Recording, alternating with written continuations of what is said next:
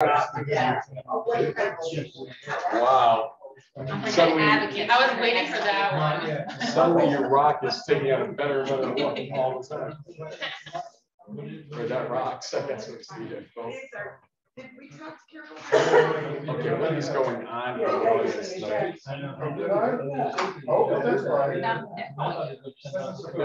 I don't know who they are.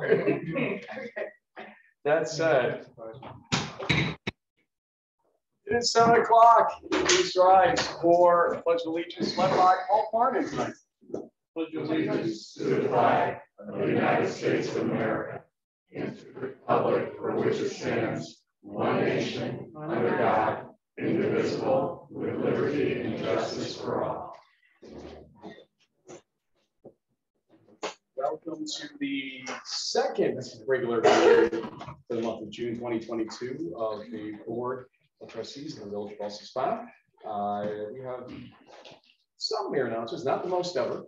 And that's why it looked like the meeting was to be reasonable tonight in terms of length, so I wanted to keep them in the meeting.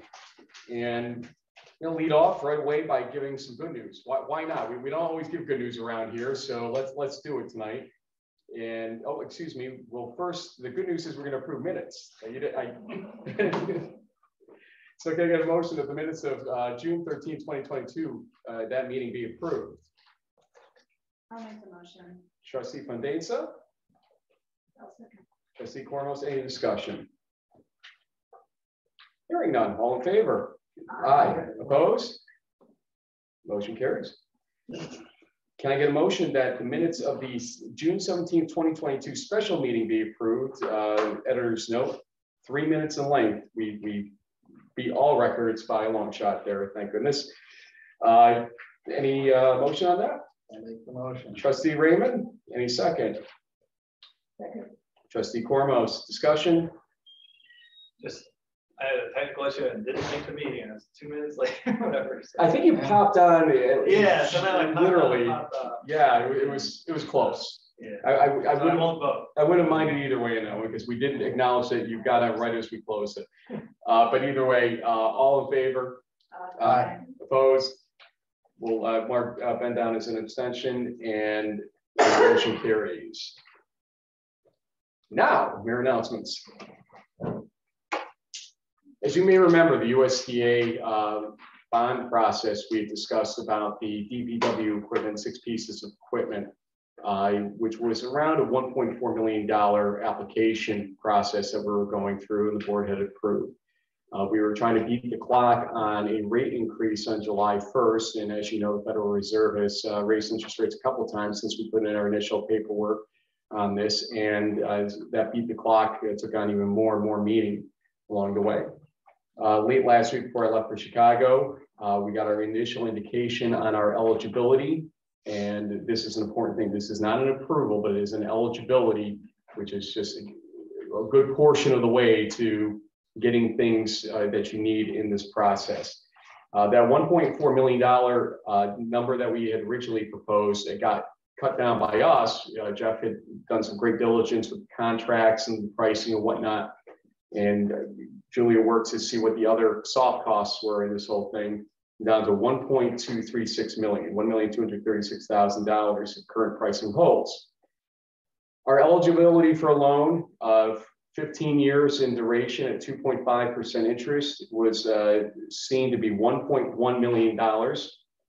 So you see a $136,000 difference. Well, it's not bad news because we are actually being told we're eligible for a $136,000 no match grant toward this equipment. The final documents needed for approval were actually signed today, again, further into the application process.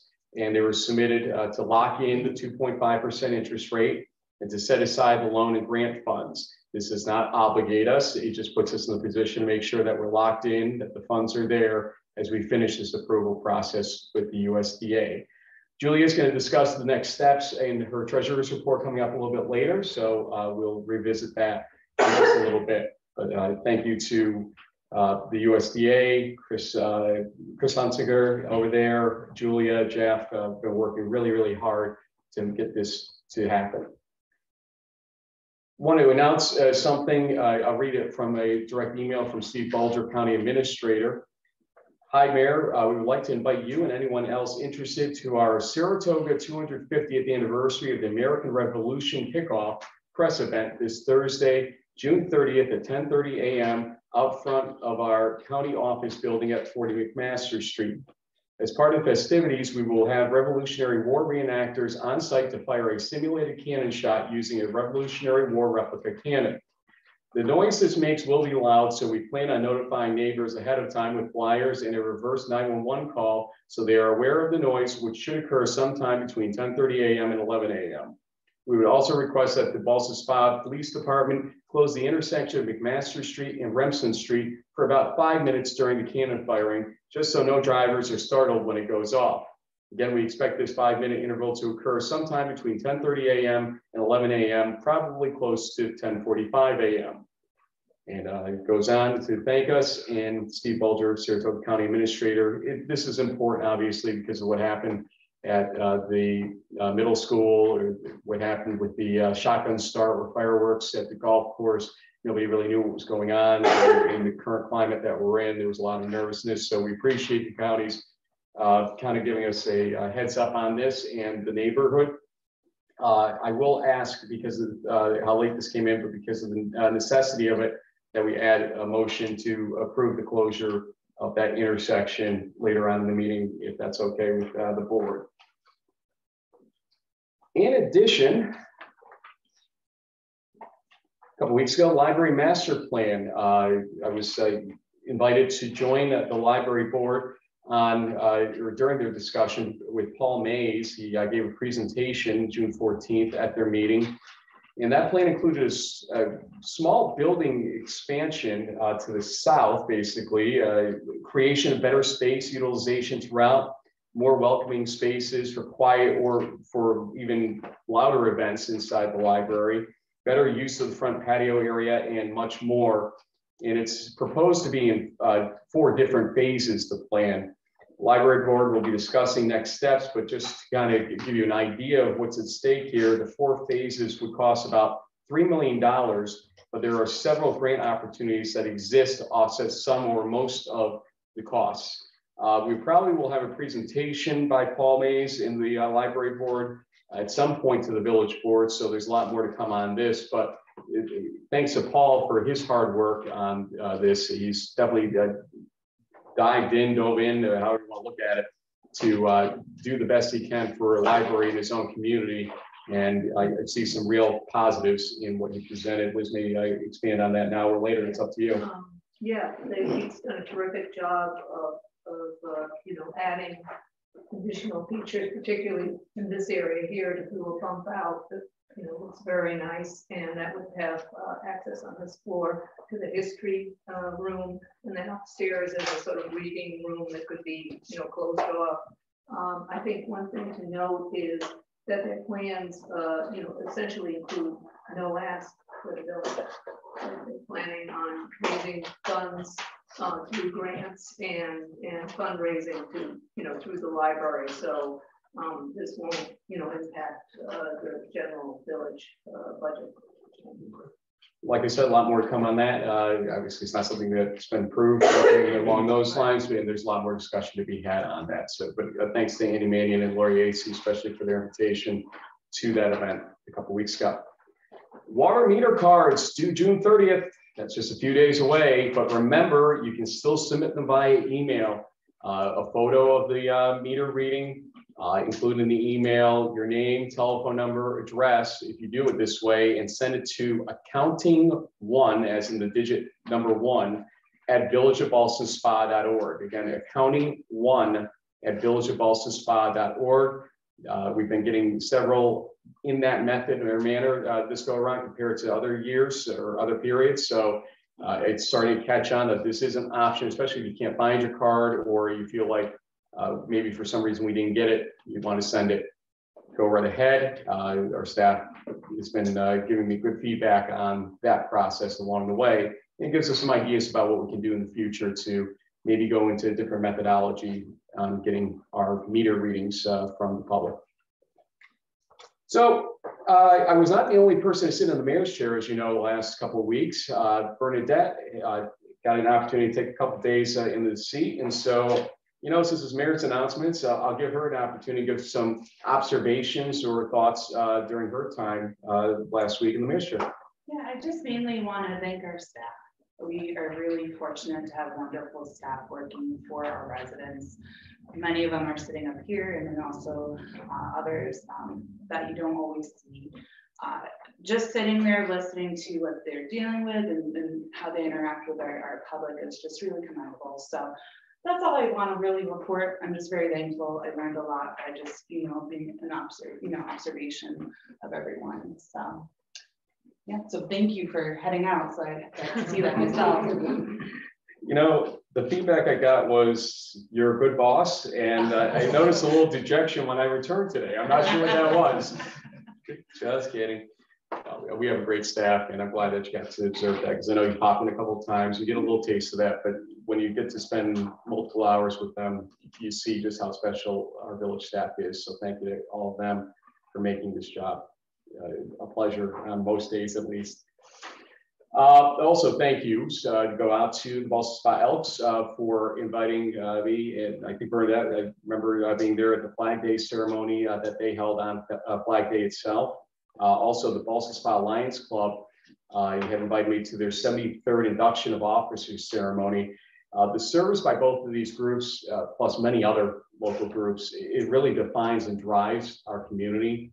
And we really are forever indebted to organizations like these, the Rotary. I mean, there's so many to name out there. It's unreal.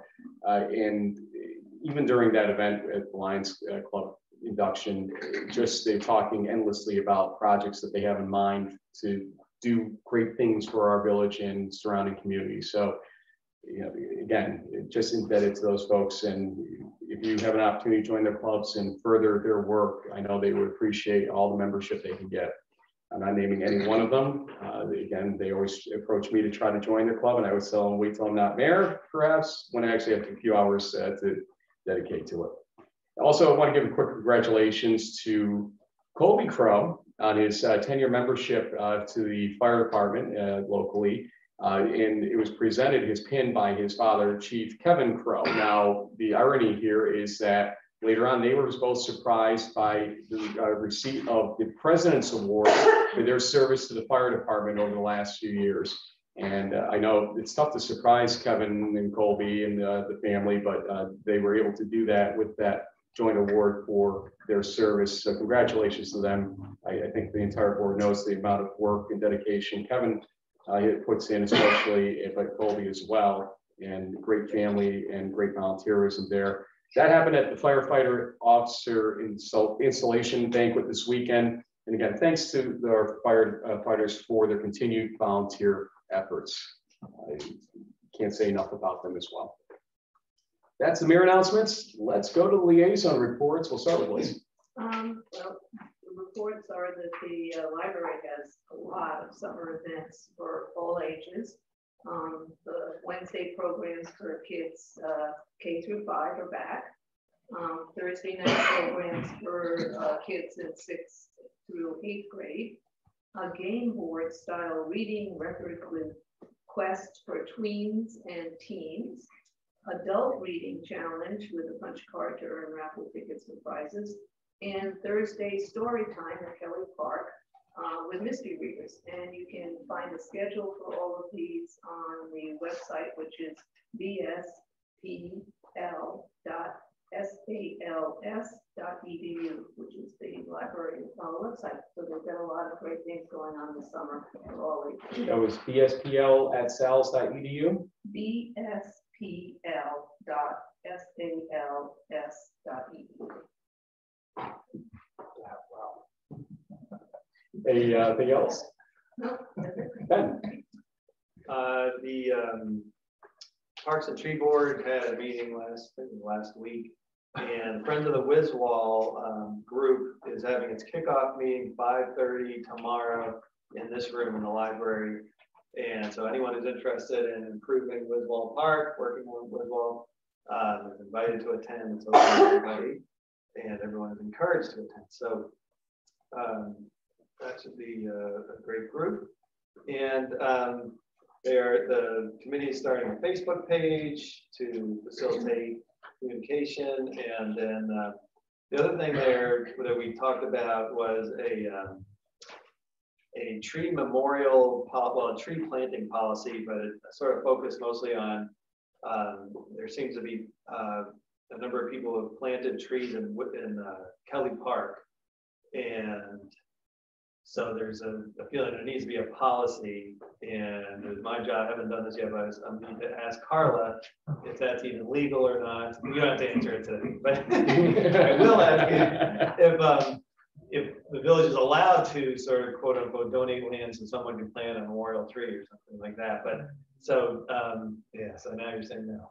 The village can't donate. Right. Well, they didn't use the word donate, but people are planting trees as memorials in Kelly Park. I don't know if it's a donation or not, but anyway, so it's something to run by you. And they were thinking it did need some kind of policy or statement of some kind or another. So that's in the works. Because sometimes people are, in addition to the tree, they'll put little things around the tree. So just needs a little attention. The Arts Committee is continuing to try to problem solve with the mural. They don't want to give that up. There have been issues with the initial wall, but maybe there's some other sites that are possible. So they continue to work on that. They're working on their concert series, and their planters continue to be available for people. That's okay. Thank you. Sean. DPW is currently working on fixing some of the, for lack of better term, sinkholes that occurred over the winter. Basically what happens is, for one reason or another, water builds up, creates a heave, and then when it melts, washes away the fines, and we get a sinkhole. And so they're patching those. Most of them happened around structures. And that'll be happening for the next couple of weeks, as well as replacing hydrants that need to be replaced. And then in the upcoming month after that, they're going to be doing paving prep, which will consist mostly of taking drainage structures or sewer structures and rebuilding them prior to paving, because obviously it's easier to rebuild them now than to tear up the pavement. So that's probably a month's worth of work alone, just to do the paving prep for all the roads that we have proposed to repave. So they got a busy summer. Yeah, and there's an ongoing discussion about when the right time to attack Front Street really is ultimately, and I know you and I are going to have some discussion on that with Jeff coming up about the right way to handle it. That will take to the board with recommendations at a later point. But it is on the list, obviously, whether we just patch it up or we go full throttle. But remember, going full throttle will force some changes with sidewalks, et cetera, as well. And so it's stuff that we need to really contemplate and make sure that the businesses are understanding what's going to happen, the buy-in that has to happen with it. So whether or not that's going to be part of this summer paving, definitely discussion to come, but we'll talk about that coming up. We want to let folks know they're not ignoring Front Street by any stretch of the imagination. Bernadette. Yeah, I just wanted to highlight the farmers market, which has already started. I popped over last couple Saturdays. It's really been nice. It's on Thursdays 3 to 6, and then Saturday 9 to 1. And it's going until September 29th. So definitely pop over to get coffee, Indian food, vegetables, and soap. There's a lot of lovely vendors. So really happy to have that back in the park. It's been really a vibrant addition to, that corner of Front Street. That's it. Excellent. Thank you, everybody. Julia, I'm going to let you take over here. We same presentation on schedule. We're going to pull this up into the treasurer's report. We do have a brief presentation tonight. Julia will do the introductions. Okay, so we have Nathan Panucci. I don't know who's with you, so I can't introduce him, but this is Vincent Misso. And they're both from Teal Becker. Come on up. We'll make sure you're in the camera zone there. And this is for the audit presentation for fiscal year 2021. So, like Julia mentioned, my name is Nate Panucci. I'm from Quebec and Shamani. This is Vince Camisto. So we performed the audit of the village's AUD for the period 5/31/21. So typically, when we'll do a financial statement audit, there's a financial statement that's presented either by the client or that is prepared by us using the client's underlying information. After discussing this with Julia, I think we went the route with using the AUD that Julia and Bob Fox submit to New York State. And so really what I'm presenting today is the auditor's report. So, you know, what we want to do is be able to present to you guys as the board and the mayor. At the end of the day, you guys are giving the final approval. So we wanted to make sure everybody was on board and understood where we're coming from with the audit. Once that happens, what we'll be able to do is send Julia the final paperwork basically to finalize the audit, and that would be coming up shortly. The audit procedures for the audit have been performed. With the audit of the AUD, none of the procedures were different from what it would typically be if we were auditing a financial statement. We performed all the same procedures. It was just a different final deliverable that's being presented. So something I just wanted to get into is kind of the different types of opinions that you might hear on an audit. So an unqualified opinion is the opinion of a clean report, audit report, saying there's no material misstatements. Now, material misstatement is defined as what us auditors define as a materially affect the financial statement. A reader of the financial statement was reading it. Would this affect the reader's opinion on the financial statement? Doesn't mean that you can have an unqualified opinion where there may be numbers are less than materiality, and that's okay. But what we would be presenting if there's material misstatements, if they're over a material number that we've determined based on auditor's judgment, the underlying numbers, our risk assessment of the audit. So I know you guys have received the draft of the audit report. So what I wanted to kind of jump into quickly is some of the main topics here. Something else I wanted to kind of discuss quickly is, so a lot of these items are related to a GAAP financial statement. That's generally accepted accounting principles. Now, as a village, there is no mandate for you to have a GAAP financial statement. So in the past, that's the reason why you guys never had a GAAP financial. If you've ever seen a GAAP financial statement for a village, it's probably 60 pages long. It's a lot of information people don't really need to know. There's some numbers in there that don't have really anything to do with what the village's operations on a day-to-day basis are. However, because we're doing an audit for the GAAP purposes, some of these items have come up, and that's where we're kind of getting into most of these numbers. I'd also like to point out that working with Julia and Bob's group, as an outsider, you know, we've seen that these guys are doing a fantastic job. I think they were put in a tough position, starting from my understanding, very little a number of years ago. They've built these books up over the years. So although there may be some of these issues, we've talked to them. These are things that can be fixed going forward, and you know, and also as a board determine, is this really important to us as a board to, you know, go out and figure out what these numbers are. It may not really affect what you're doing on a budgeting standpoint or on a day-to-day operation of the village. So, you know, and as I go through these, I'll kind of give what typically, you know, some of the discussions that we've had with Julia and Bob about ways to maybe fix these. And, you know, you guys as a board can determine going forward if that's something you're interested in doing. As part of the final deliverables, we'll also give you guys a management letter. Basically, it's saying, you know, here's some items that we found during the audit. Here's our suggestions. They don't mean that you guys have to take them or do anything with them, but these are just things that we found that we wanted to make you as the board and the mayor aware of. So really, the first number here has to do with fixed asset summary that's in the AUD. So as part of GAAP, you are required to record at cost the fixed assets that the villages own over a period of time and depreciate them over a period of time. Now, this first bulletin has to do with the infrastructure of the village. Now, this is kind of difficult to do considering, you know, some of the roads, the infrastructure has been in place here for 50 years. Now, because it's under GAAP, this says we need to be able to substantiate that number. However, in terms of is this really something that is a benefit to the village, the board, outside of being adhering to the GAAP principles?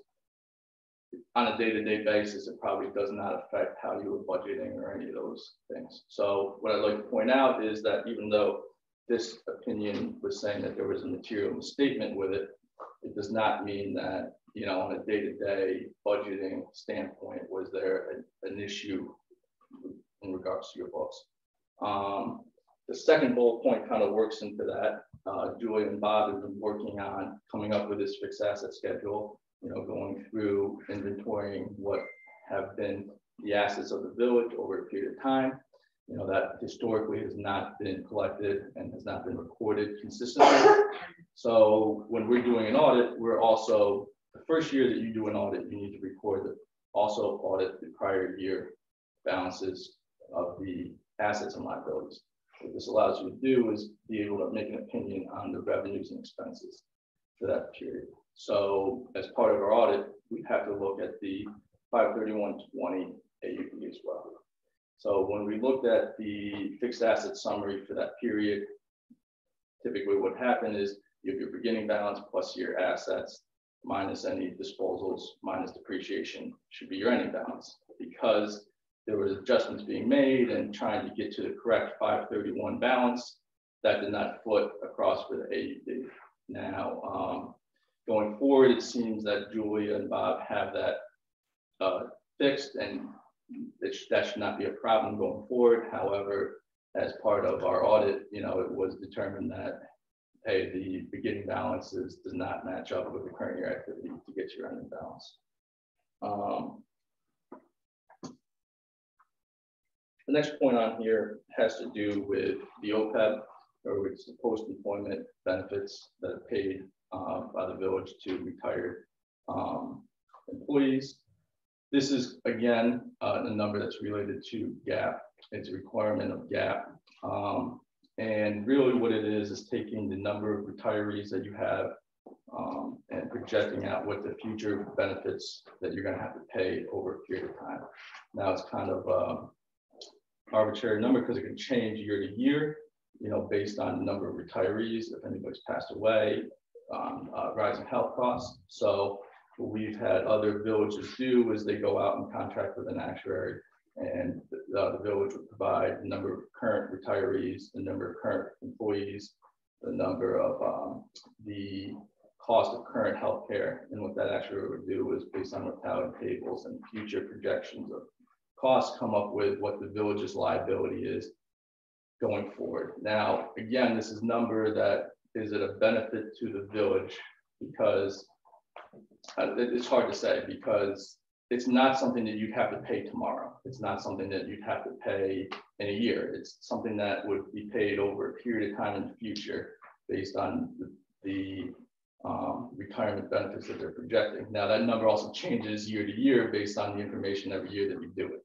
So from your budgeting standpoint, you're still doing what they're telling you you need to pay every year for your retirees, and that's going into your budget. However, this number is part of GAAP, and so they're saying that, you know, you need to have this liability recorded. It's telling the readers what the liability is. Like I said, you know, we've had other firms. They use one uses this Armory Associates. They go out, they have a study done. You know, it's an annual thing, and they're able to provide that number and record that on their books. Again, I don't know in terms of budgeting how much that helps you guys on a day-to-day basis, but under GAAP, that's the current requirements. Next item that we had written here is about the prior period adjustments of receivables and accounts payable. Now, again, you know, as kind of discussing before, you know, Bob and Julia had been working through the years and kind of straightening things out. There was some adjustments that were made in the current year to fix prior period adjustments that obviously had an effect on what is the fund balance of the village. The fund balance really represents the strength of the village, how much money they have, what's the projected strength of it. And so having that prior period adjustment is materially changed it. However, like I said, it seems like they are in the process of getting those numbers fixed and kind of going forward. I would anticipate, based on conversations with Bob and Julia, that that's probably not going to be an issue going forward, but it was kind of something that occurred this year. Typically, if there was a financial statement being presented, there would be an actual prior period adjustment line within that financial statement that would indicate to the reader that there's a prior period adjustment made with a footnote to disclose that. Obviously, we don't have a financial statement, so that was not being able to be presented. There was, the next item down was really a clerical error, I believe. So basically, within the AUD, cash within each fund is listed out within each fund that's presented in the AUD. At the end, there's a summary page of what the cash totals are. In each individual fund, that cash balance was correct. However, when you got to the summary page, it did not agree to all the funds in total. It was off one account, which it was listed as a high number. It was 1.2 million, but it was just that one account was doubled up, basically what happened.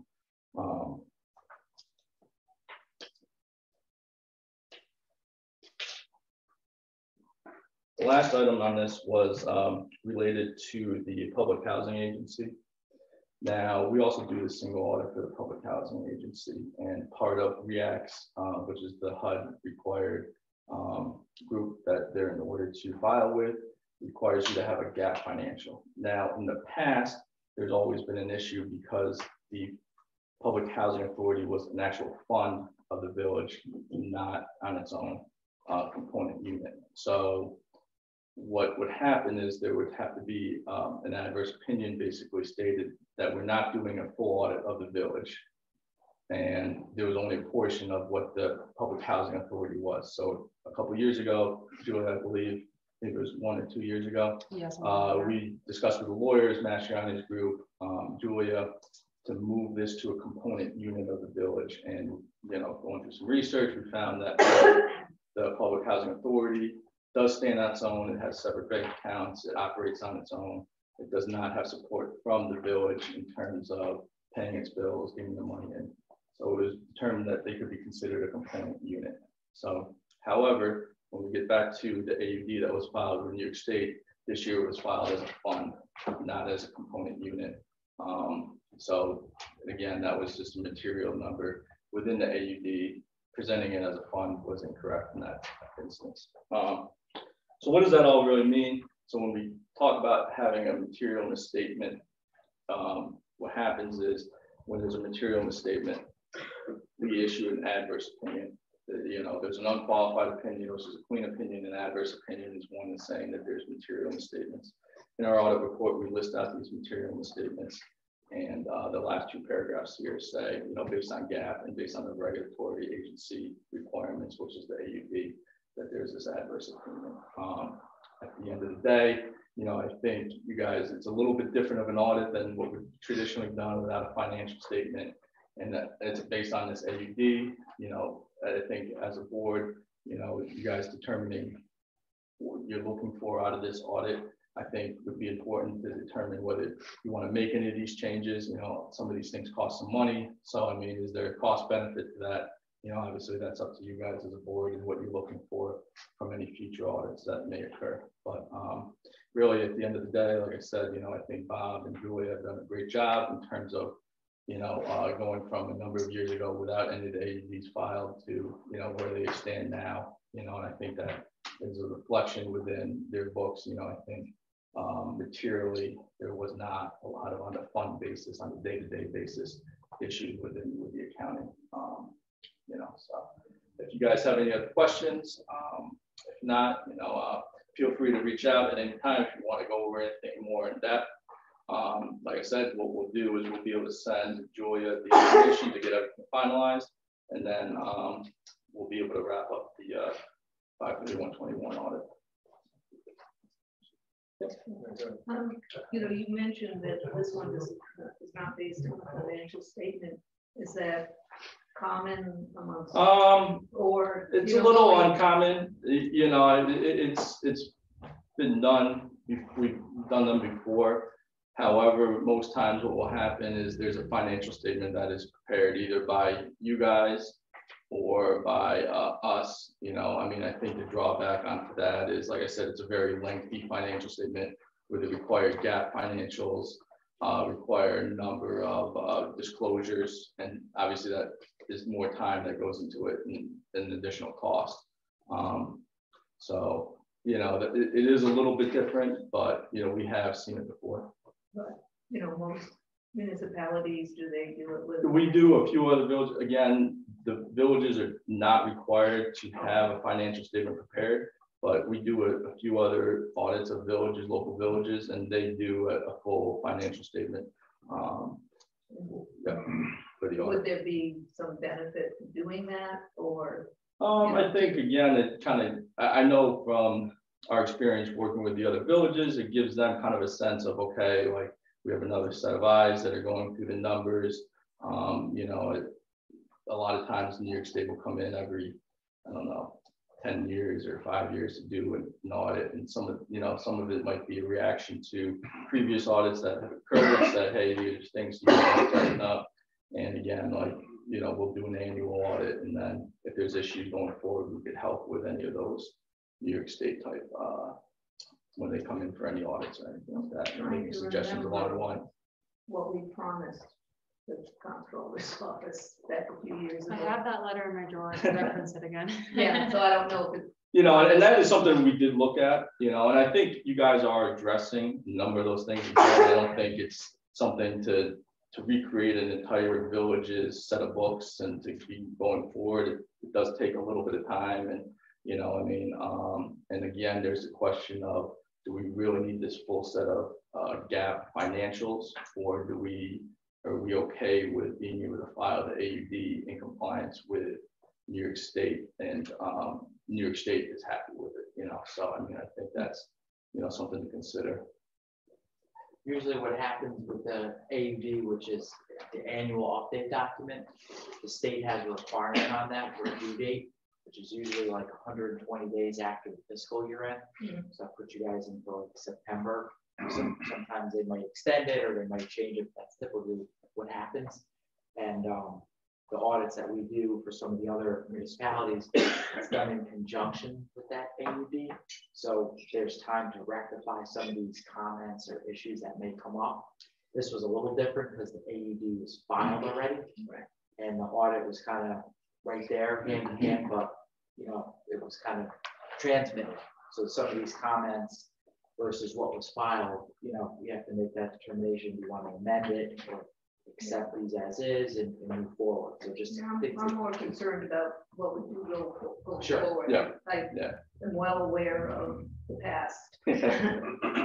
So, you know, what would be the recommendation as we move forward? You know, I mean, I think from our standpoint, going forward and being able to say, giving a clean opinion is, from our auditor standpoint, is always the best alternative. However, I think, like I said, you guys as the village and the board would have to make a determination if that's the cost effective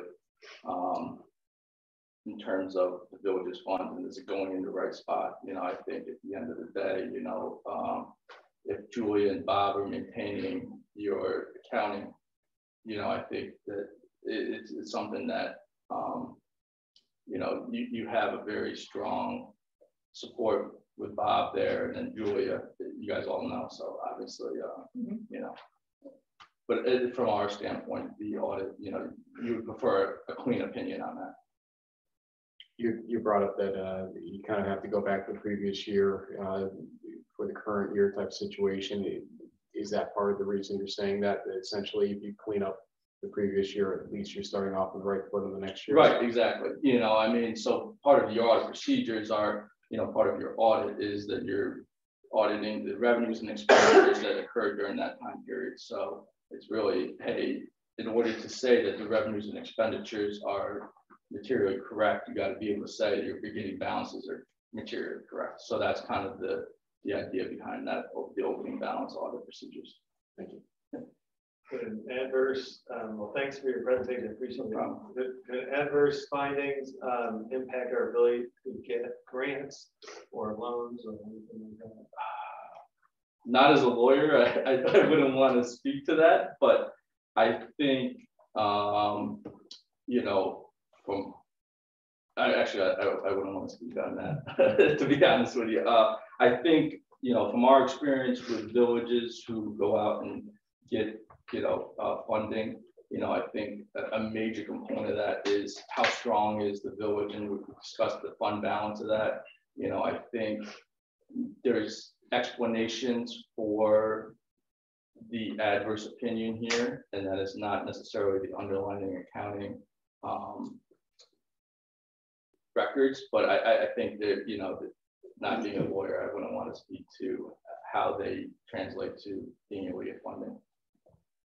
What happens is usually the state will take the AUDs that municipalities submit and do their own internal review and audit and follow up. If it's happened, they'll probably let you guys know, or they'll reach out with questions. You know, probably going to run through Julia. So what they do on the back end is tough for us to give an explanation on, but usually they'll do their due diligence, ask you to fix certain things or move some things in reclass or what have you, but that's kind of the last we see of it. You know, what happens if there's a comment or finding or something like that. So, you know, also with our experience with some municipality funding is, you know, they want to know the strength of the ability to be paid. So that comes from your taxes, your ability to collect on your water and sewer, you know, so those are some components of that. So Paul Barney with the Santa. What is the health of the village?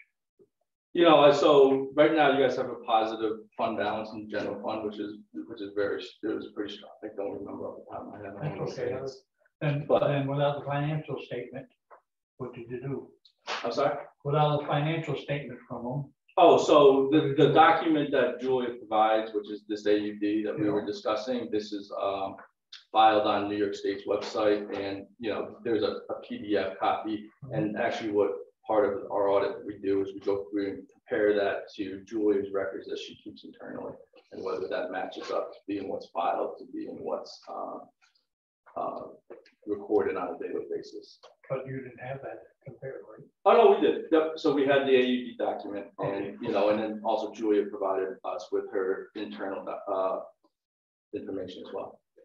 that AUD will be part of this final deliverable of our report with the AUD behind it, with all the fund information, revenues, expenses, liabilities, assets. So you're saying the village is in a pretty financial good shape? Based on its fund balance, you know, there was positive fund balance there, which is usually a good indicator of strength. How much positive? Oh, we're 2.2 at the end of the last fiscal As year. a whole, like something that, along those lines, yeah. I want to say general was like 1.5. Yeah. Yep. Some of these fixes are, you fix them once and then it'll continue year to year, like the depreciation issue.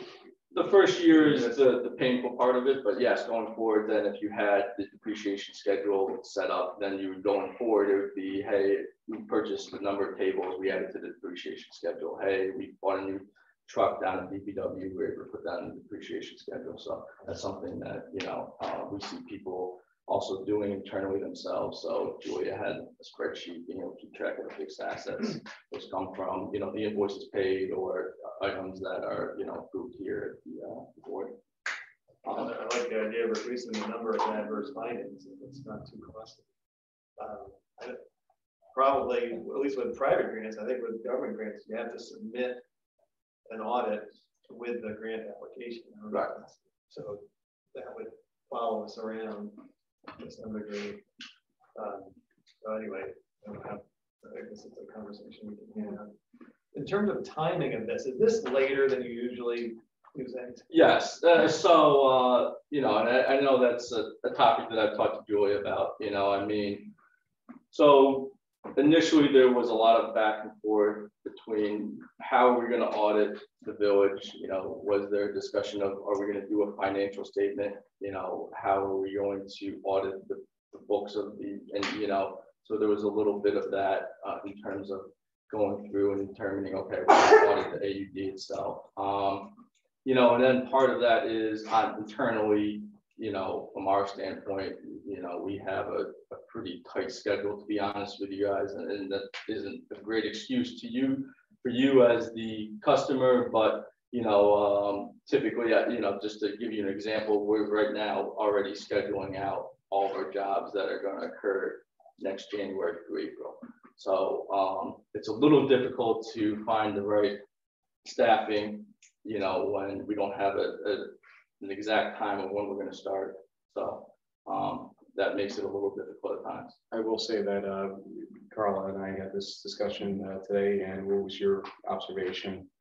That this is industry-wide. Yeah. For auditors, for accountants, it's a lot of municipalities are getting delayed audits, and there are some that can't get their AUDs out because they just don't have the time for the staff. Right. You So know, it's all industry-wide. and then again, it's not something that's, you know, excuse for on our part, but you know, I think that that's the truth of, you know, yes.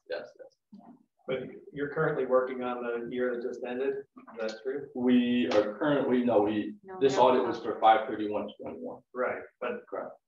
You're Right now, there is not we have not discussed what would be going forward. You know, I think, you know, we wanted to wrap this up before there were any further discussions, if this was something that you guys wanted to continue to do, if this was something that was, you saw beneficial. Again, there's no requirement by New York State to have this done, but, you know, again, I think this is something for you guys to determine, and then, you know, we can talk to Julia or you guys going forward what the plan could be. so there's nothing in place currently for 20 year that just ended. Correct.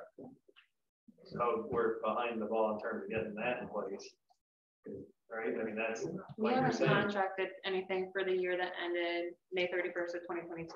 Right. Kind of how Nate was just touching upon, there was hesitation from the board on who to use going forward just due to this delay. And as Nate said, depending on this presentation, this audit presentation that you just received, but you've had the documentation for a little bit, if this type of audit is what we want to do going forward. There are a few different audits out there. Obviously, since we don't have that gap financial, it limits us as a village to see, you know, what types of audits we can actually move forward with, but it would be a board decision on how and who we contract with for our fiscal year that just ended. Is it a big amount of work for you to create a financial statement? Yeah, that'd be something that you'd have to contract with the accountants, a financial statement, a gap financial statement. Yeah, I mean, Julia's, you know, tens very of well thousands. versed, but it's like I said, it's typically a 60 to 80 page document with, you know, a lot of footnotes that need to be updated annually based on changes to guidance. You know, I mean, it's not a small document by any means. Sure, you don't want to do that. Sounds fun. Well, it sounds like we need to figure this out sooner than later, or we're never going to get I think instead of deliberating amongst ourselves publicly, probably we should do it by email discussions and whatnot, figure out with their guidance where we go with it in terms of the past stuff and what to do in the future with it. And I think this has been helpful to at least identify and hear the reasons for some of their adverse opinions. And you know, moving forward, what to do now. Yeah. So, and Julia has all of our contact information. If there's a time that you guys would like to just talk, you know, you can feel free to call us at any time or reach out via email. So. Yeah, I think the timing that you mentioned, you know, we got a late start by the time the approvals and engagement letters came back. We kind of started in the late fall on this engagement, and then the draft I think we submitted back in March, yeah. So, but yeah, these things can get accelerated, you know, the weeks turning into months with some of it, but yeah, I think that's a good plan to come together and help you guys. And also, in their defense, they did want to possibly come a couple of weeks ago to deliver this, but we already had 2 presentations on that one, so we did delay them to this week ultimately, but we did have to confirm they were available, so we made sure we got them in here. So the March draft, that came in March, the draft is what you have now materially different than the March? Nope, draft? it's the same document, and unless there's any real reason tonight of comments or discussion, that would be what was final as it. So you're just waiting for a presentation to Yep, finalize? as the board and the mayor, you guys are the ones at the end that we need to present to and make sure that you understand what the audit findings were. So, you know, part of our audit completion is just being able to present to you guys. Well, I think having an audit by an outside firm is, it costs money, but it's worth it because, you know, we had some adverse things, good explanations for going forward. You know, our preference would be to get a, you know, clean audit. Yeah. Because that does affect not only grants, but borrowing capacity. Go on, Peter. So this audit, most of it, first off, Julie and Bob, thank you. Not that Bob, different not Bob. that Bob. Private Yeah, account. Bob helps out that behind the scenes. But great job with the audit. I mean, this is a lot better than we were getting before, but a lot of it is probably procedural, correct? Like putting things in the right departments, moving things around. I mean, if you follow what it tells you to do, 90% of this would be easy to correct, right? It seems like very correctable things. You know, I think, you know, if you were able to go through these items, which I don't think it's a heavy burden to complete, I think, you know, you'd be able to say, hey, we have a clean opinion on this audit. And if we keep using the same firm, it makes everything so much easier. And to your concern, yes, that would be really important with the state. And I think you'd probably get close to 100% with the communication here. I know I've been through thousands of audits, and this sounds like a very good audit to me, anyway. You did a good job. Yeah. Good job, Julie. Thank you very much. Well, thank you guys. Yep. We'll definitely be further time. Okay. Have a good one. Bye. Julia, we'll let you continue now with the treasurer's report, and I'm sure some of the USDA stuff is coming up in the back that we're talking about. Yes, I actually do want to correct your mayor's announcement. Oh gosh, what I do now? The water meter readings are actually due July 1st due to the law it is 30 days. So I do want to correct that. We do accept these readings by July 1st without penalties. Fees are assessed on July 2nd. Same goes with tax payments. Going into the USDA, the approval letter, I believe, is what you were just referring to in your mayor's announcements. Eligibility letter. Actually. Eligibility letter. Just a little background on how this USDA loan goes. The village does not receive the funds until we have received the equipment that we order, which is 6 in this instance, which due to some of the delays in the manufacturing, some of these pieces of equipment can be between a year and a half. So I've been told that to be said, when we actually do close on this USDA loan, as long as we get everything in line, it could be about a year and a half till we get the actual funds. That to be said, some of the equipment that we have quoted or Jeff has quoted, such as the back truck, that would have a faster delivery. That to be said, if we do take delivery on this piece of equipment, when it should be coming in approximately 3 or so months, the village would be required to pay out this approximately $500,000 piece of equipment upfront, which brings us to the question of if the board wants to move forward with interim financing, or if potentially we want to utilize fund balance and restrict our cash flow. That to be said, like I said, if we do get the equipment based off of the delivery timelines, we could be paying out $500,000 for a back truck within 3 months and waiting for the cash for the USDA for a year and a half. So we would be tying up quite a bit of money quickly. With that information, I did look into potentially rates on BANs, bond anticipation notes, or short-term bonding. And seeing that the market currently is not that great, I was able to get a quote. Obviously, we would have to act fast if the village wants to do this, of about 4% for a 1-year bond anticipation note, up to, I just got some, a random number of about 1.2 million. That to be said, as we all know, just like with the USDA, rates are going up and they're anticipating about 0.5 to 0.75% increase just by the end of July. My thought for the board to look into would potentially, at a minimum, look into about a $500,000 ban just for that interim financing until we get the USDA loans, just so we don't have to restrict that money up front for that back truck, which would have a quicker delivery. That to be said, that's just some of the things that we were pondering with this USDA letter that we received. Obviously, if we're going to look into that option, we would have to do it sooner rather than later, just with how rates are going. That to be said, I would look for the board's opinions on that in just a little bit, just to kind of relay what's going on further in this USDA process. Is we do have to look into contracting for bond counsel. Since this is over a $750,000 aid, or I mean, this is a loan, but this is, you know, federal aid, that would also trigger a single audit, which is required by the state, which means we would also have to contract with an auditor to do this single audit. That to be said, like I said, because we don't know when we're going to be taking delivery on all of the equipment, it could potentially be this fiscal year or next fiscal year. That detail would be up in the air when we do contract with an auditor. Some of these details are kind of required in the next month or so, so we will be looking at soliciting for those. But that's just kind of the next few quicker steps in the USDA process. Circling back to potentially that interim financing, I'd be open to getting some more thoughts on the board.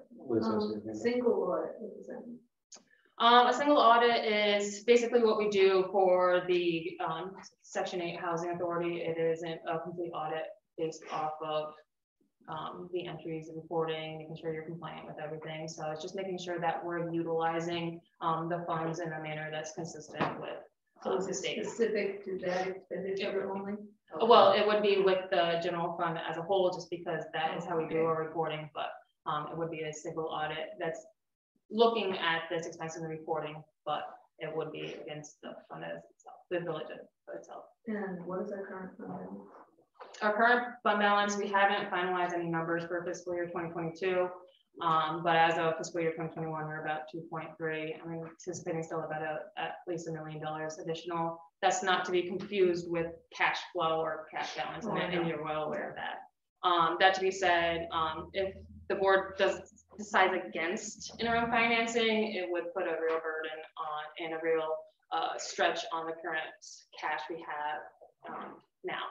And as much as getting loans and bonds, the investment rates aren't great, it is great for the cash we do have on hand, and we're actually getting some pretty decent rates on the money we do have in the bank. The differential between the cost of the loan and what we get on our funds is about what kind of spread? Can you just repeat that again?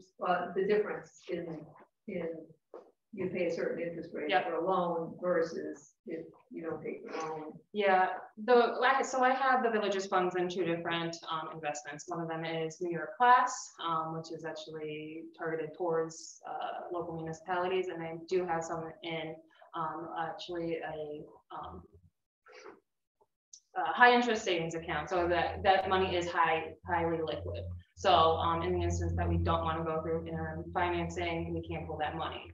That to be said, the rates just doubled on both of those investments just in this month alone, on how much we're making on those funds in the bank. Like 2%? I think it's higher. It's been a little bit since I've checked, but the interest rates have so probably about quadrupled in the last 3 months. 2%.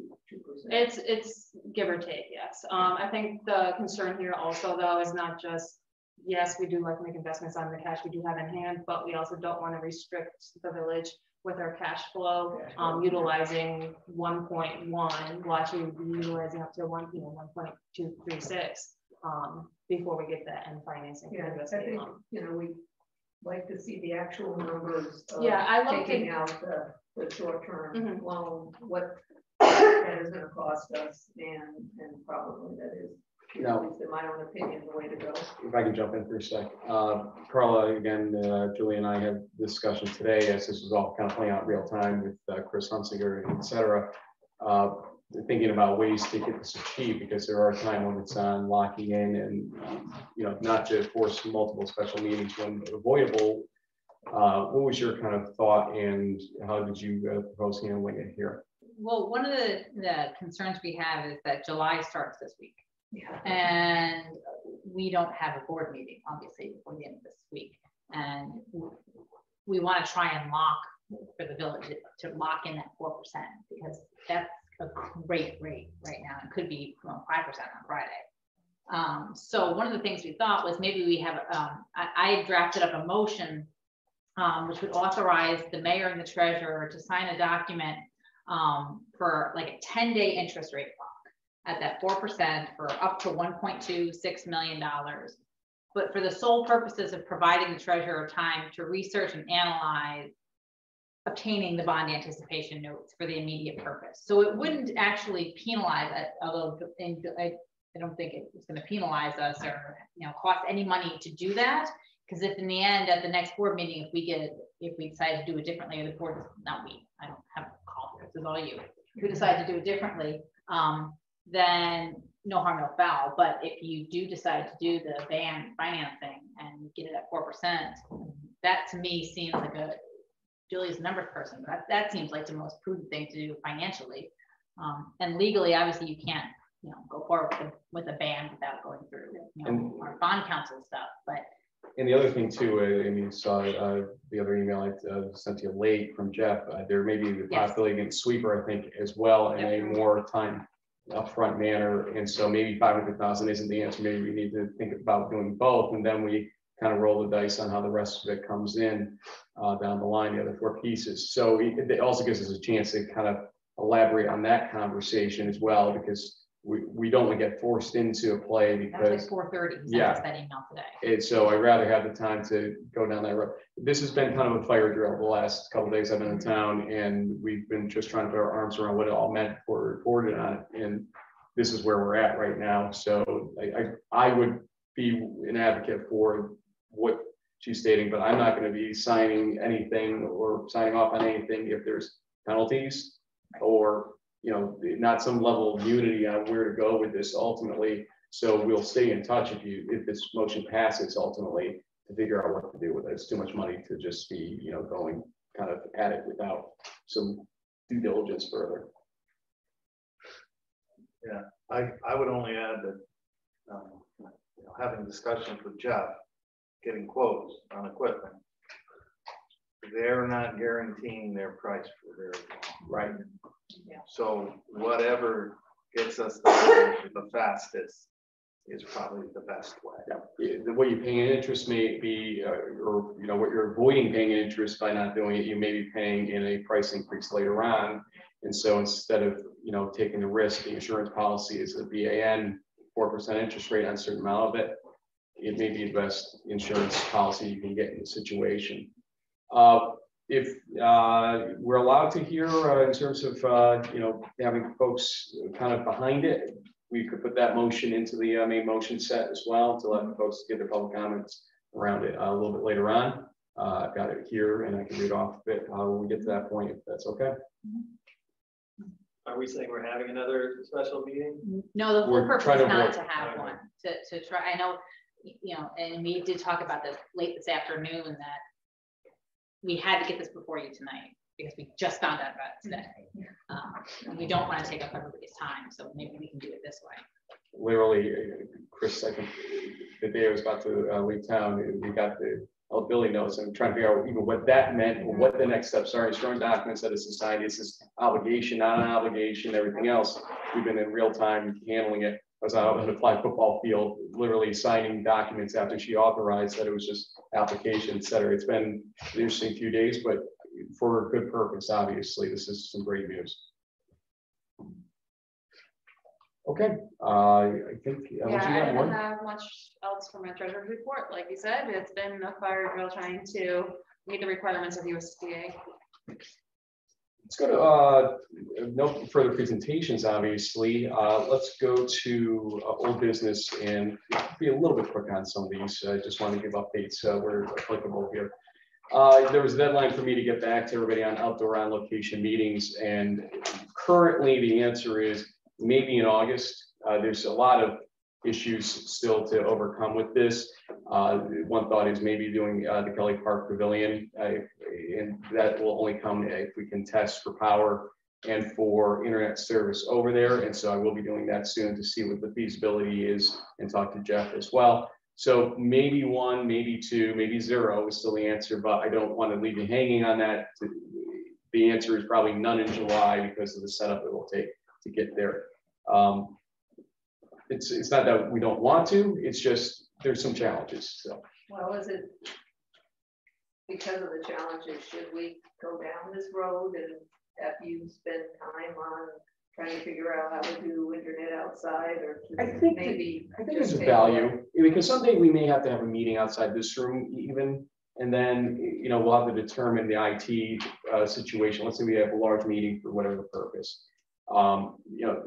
To have the IT scenario wherever it is, we should probably do a dry run on a normal meeting before we do something with a super meeting of some sort that comes up. So I don't mind the challenge. It's just I don't want to commit us to a challenge too fast here where we kind of mess it up. I understand. It's just yep. It takes time. Sure, somebody's time. It takes research. Is it worth the time? Well, if it looks like it could be difficult. The lady to your left over there does a great job in helping us out with some of that. No, you're no, Jennifer does. She doesn't have anything else. No, but that's what I'm. But Jennifer does a great job looking at some of these feasibilities with me too, and I can give her a little task and she runs with it great. So we'll get somewhere with this. It's just I can't give you a definitive yes or no as of this meeting. And I think that was kind of where, at least the report on it, where you want me to be with that. Just give you my 2 cents. I mean, I love being outside, but I do see significant challenges with moving this in terms of even just in August, the sun will go down early. The Tree and Park Board our committee had a meeting in the pavilion. There were other people there that were a little distracted, not really, but a little bit, and they were smoking. Anyway, it's a possibility that we can have other people there doing their thing, but I don't mind like really having a workspace to do work, just because everything's in place. You don't have to worry about the heat or the wind or whatever else. So I'm okay not doing it outside if it turns out to be too challenging. More to come, I think is the answer there ultimately. Appreciate it. No problem. Ethics code. Julie's here, but she did send me an email to update everybody on, and then if you have further questions, she is present here. Mayor Rossi, in the event that I'm unable to attend the next Board of Trustees meeting, would like to provide a quick update regarding the progress we have made on revising the Code of Ethics. After distributing several examples of ethics codes from surrounding towns and municipalities, a meeting was scheduled for Tuesday, June 21st. All 7 members of the revision committee were present. Each of the examples were reviewed. The committee discussed at length our general concerns with the codes, as well as provisions that we felt were beneficial to the village code. After the generalized discussion, we unanimously decided on the example code upon which we would base the village code of ethics. Our plan of action from here is to address the code line by line in sections, taking from each code portions that we feel are solid and improving upon portions we feel are lacking. The committee has completed its review on the section outlining the composition of the Board of Ethics. Again, we held discussion and determined what was appropriate for the composition of the Village Board of Ethics. Each item thus far has been decided unanimously. The next section addressed will be complaints, receipt, review, decision, and enforcement. Between meetings, each member will review the example codes regarding the specific section and arrive at the meeting prepared to discuss what each member believes will be the best method in addressing complaints for the Village of Ballston Spa. Our next meeting is scheduled for June 28th. And she states that she's happy to answer any questions. It's her sincere belief that this committee is working extremely well together, will successfully draft a comprehensive code of ethics for the Village of Ballston Spa that will guide the Board of Ethics through all ethics issues that arise. That's Julie Gazitos. Julie, thank you for that and for all the hard work so far. If anybody has any questions, feel free. I have a question. Thanks for working on this. What village codes, did you get the Rensselaer and Cohoes village codes and model codes? I got the code that was presented with the agenda last meeting. I don't know, it didn't say which one it was. No, but we also requested, we had gotten a whole packet of information from Carla, and we wanted that passed on to the committee, because it had a couple of example codes you can add to your list, and it had a number of articles in it as well that could be useful. I think Carla didn't have your email till today possibly, so can you send that to her? I can. Yeah, because we found, you know, it had a lot of very good information, and it was, you did a great job of compiling it, so we wanted you to give the benefit of it. It's great to hear the level of labor you've already put into it and your committees put into it. We really do want to thank everybody for taking time out of their schedules to act so quickly on that. Thank you. Anybody else? Do you have a feeling for the length of time it'll take sort of to get to you know, a recommendation? So we'll be meeting tomorrow, and I think that's going to be a big portion of the code, dealing with complaints. Then we will address the smaller issues. We're hoping to meet once a week. With the 7 people, it does become difficult for time. I think that we could have something maybe within 4 weeks. Okay. Just at least something to present, and not a promise, but just a general feel. That is my hope. I think, I mean, we're working very well together, and everyone is taking it very serious, and so we're on track. Thank you. And lastly, we talked about Carla going to some of these meetings. Is that still something you plan to do or not? There was something that Liz had said that she wanted me to be part of the conversation, part of, you know, reviewing it, and maybe it's reviewing it after it's all done. I can't remember exactly what Well, said. you know, we wanted to you know, have you involved because you do have a background in this area. Right. So, you know, maybe if they get to a point, then, you know, you could preview. I can be on call for phone calls. I'm not sure I can do more meetings, but phone calls. Yeah. I can offer this, since we went through and we did the portion on the board, the composition of the Board of Ethics. I can write that up, send it to Carla. I don't want to send it to everybody piecemeal, because I think there's going to be a lot missing, you know, that would be addressed later.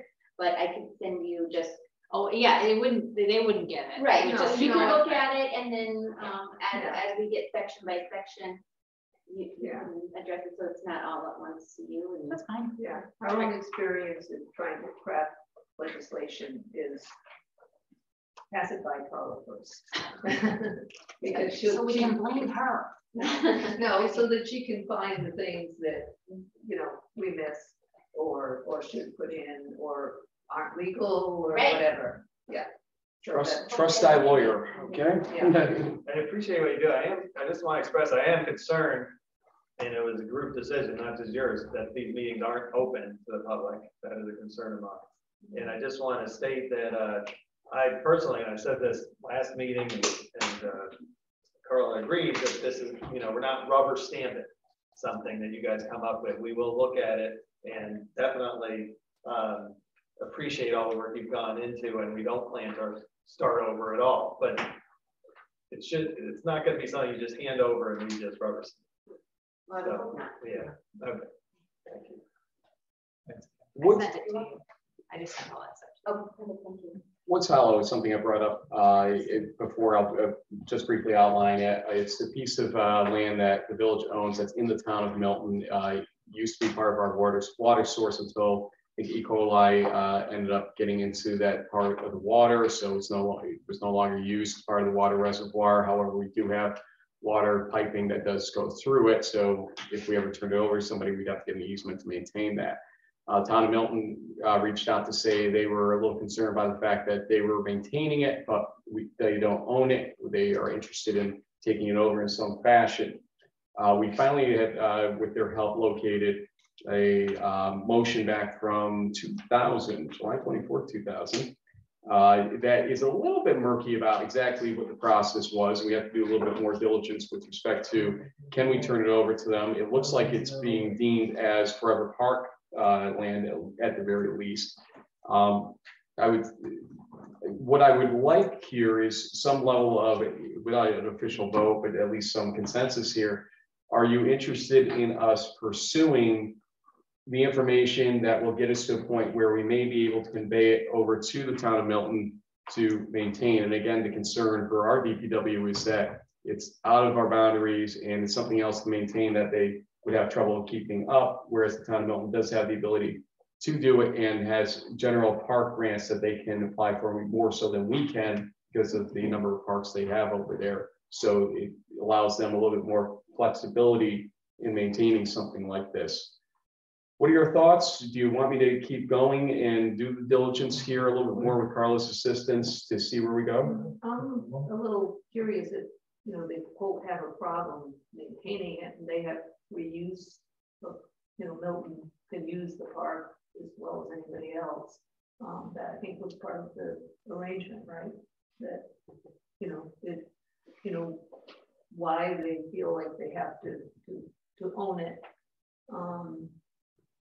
You know, and ensuring that it remains parkland, because, you know, it is a prime piece of property that could be developed.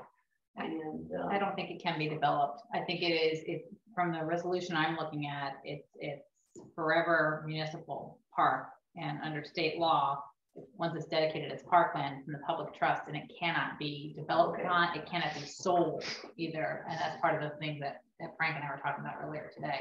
If it can't be sold, well, we have to, might be able to be sold to a different municipality and remain as parkland. okay. Because let's say a municipality dissolves for some reason, then what would the expectation be in that situation? I can't see them thinking that it had to be held by that municipality only at that point in time. Well, I mean, part of it would be the assurances that they will maintain it. You know, because it is, and that the residents of this village, you know, still have access all of a sudden, and they're collecting fees or something as village residents, you know. So those Something to add into it, definitely, if we go that route, for sure. I think really the hurdles we need to figure out here is, can it be sold? What the sale price would ultimately be, which is appraisals, you know, that gets you there. Knowing now that it's Forever Park, it changes obviously what the value is. Yeah. And where we go from there, how we get the conveyance to occur, and what the rules will be related to it, as you're stating. That's kind of the order I want to go in, but you know, kind of methodically to figure out, can we do it? Should we do it? And if we do it, what the stipulations will be. Well, I think the first step is, can you sell it? Mm-hmm. Absolutely. Answer that question first. Yeah. Before we even go any further. Well, do we want to sell it? Yeah, or do we want to? Nothing we're doing here is committing us to it. It's more or less just saying, do we want to go down this avenue to see what can happen, essentially. So the expense to us currently is DPW maintenance. No, we don't do anything. We do nothing. Well, we would eventually, if Milton says, you know, listen, you go take care of it, we can't, there's a risk, you know. But now we're not doing anything. I limited, if anything. It sounds, Chuck, basically, when we sat down, because they asked us to a meeting, his answer was essentially, we don't do much with this thing. What I thought, thinking I'm wrong, but the water system doesn't go through there. A water pipe Single goes, pipe. right. Not the reservoir. The reservoir is no longer in play because of the condition of the water. Oh, Yeah. okay. But we have water, Yeah. of course. So we would have need that. the easement, yeah, Yeah. there's no doubt on that part of it, so. Right, yeah, the water is not potable. However, it can be used for other purposes, like in emergency, if we needed a resource for. I should add, there's a dam there, and as everybody tells me, if there's a dam on a piece of property and you can convey it, get rid of it as fast as you can. Yeah. I shouldn't say that out loud, because Milton may change your mind in that case, now, they're aware of that. It feels like Milton property. I mean, it feels like it belongs to Milton and with Milton. Yeah, I know what you're saying. So are we okay consensus wise, kind of moving this ball forward a little bit and seeing where this goes with the town? Yes. Okay, and then Carla and I will stay in touch here about what to do and keep you informed as we go along that process. Yeah, I'd also like to understand a little better why, you know, what they get out of this. You know, if because you mentioned something about, you know, park grants or something. You know, Yeah, I guess the only thing I would add is we do have water pipe. I assume they're going to use that. Yeah, that's what we we're just saying. Yeah. Okay. We also have more land further north. Yes, but that's our water system here. You're talking about that? Right, but I mean, we have a lot of land up there. I don't know if that, you know. Have you taken our water tour? Hmm? Have you taken our water tour, I Scott? haven't taken the water tour, but I've been, you know, looking I'd like at to maps. take a look at it. You Yeah. should. Yeah, I would too. Scott is excellent. Obviously, I wouldn't suggest more than two of us go at the time, just to avoid the parents' public meetings law, which actually is apropos to what comes up in D&E a little bit, because I want to talk about something that needs to happen after we talk to Carla. First off, we categorize as DPW and facilities generally. To update everybody, the Saratoga County Agricultural Society, the county fair folks, did talk inside their full meeting apparently about the auxiliary parking lot for the purpose of DPW and selling a chunk of it to the village. They have declined to pursue that further, so that is out. I'm going to kind of join D&E together here just for reasons of you'll see why. High Boulevard, Malta Avenue School road safety. I brought up in mayor announcements last meeting that wanted to do a community meeting with Ed Martin of the Ballston Spa Central School District to talk about things that the school district can do to help us make High Boulevard and surrounding roads safer as well. What starts happening here is I would love to see also a discussion about what the community thinks needs to happen with facilities, and also to talk to the businesses generally about some of the discussion that came out of the last meeting about what happens if the county moves part or all of their facilities and what happens from there. What that forces here is either we have to make sure that three of us stay off that meeting call, or we call it a special meeting where if we get a quorum, it doesn't cancel the situation. If we don't get a quorum, we can still have the discussion because nothing stops you from having that discussion. There's no official business that will be taken up in terms of votes or anything either way. But am I kind of making sense in the legal terms here for you? Yes, I was being kind of a pain on this one, but Thanks. yeah, my job. That, you know, it sounds like something that 3 people would want to sit in.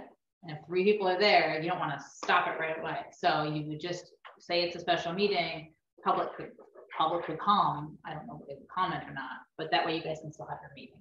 So I recommended he do both of them a special meeting.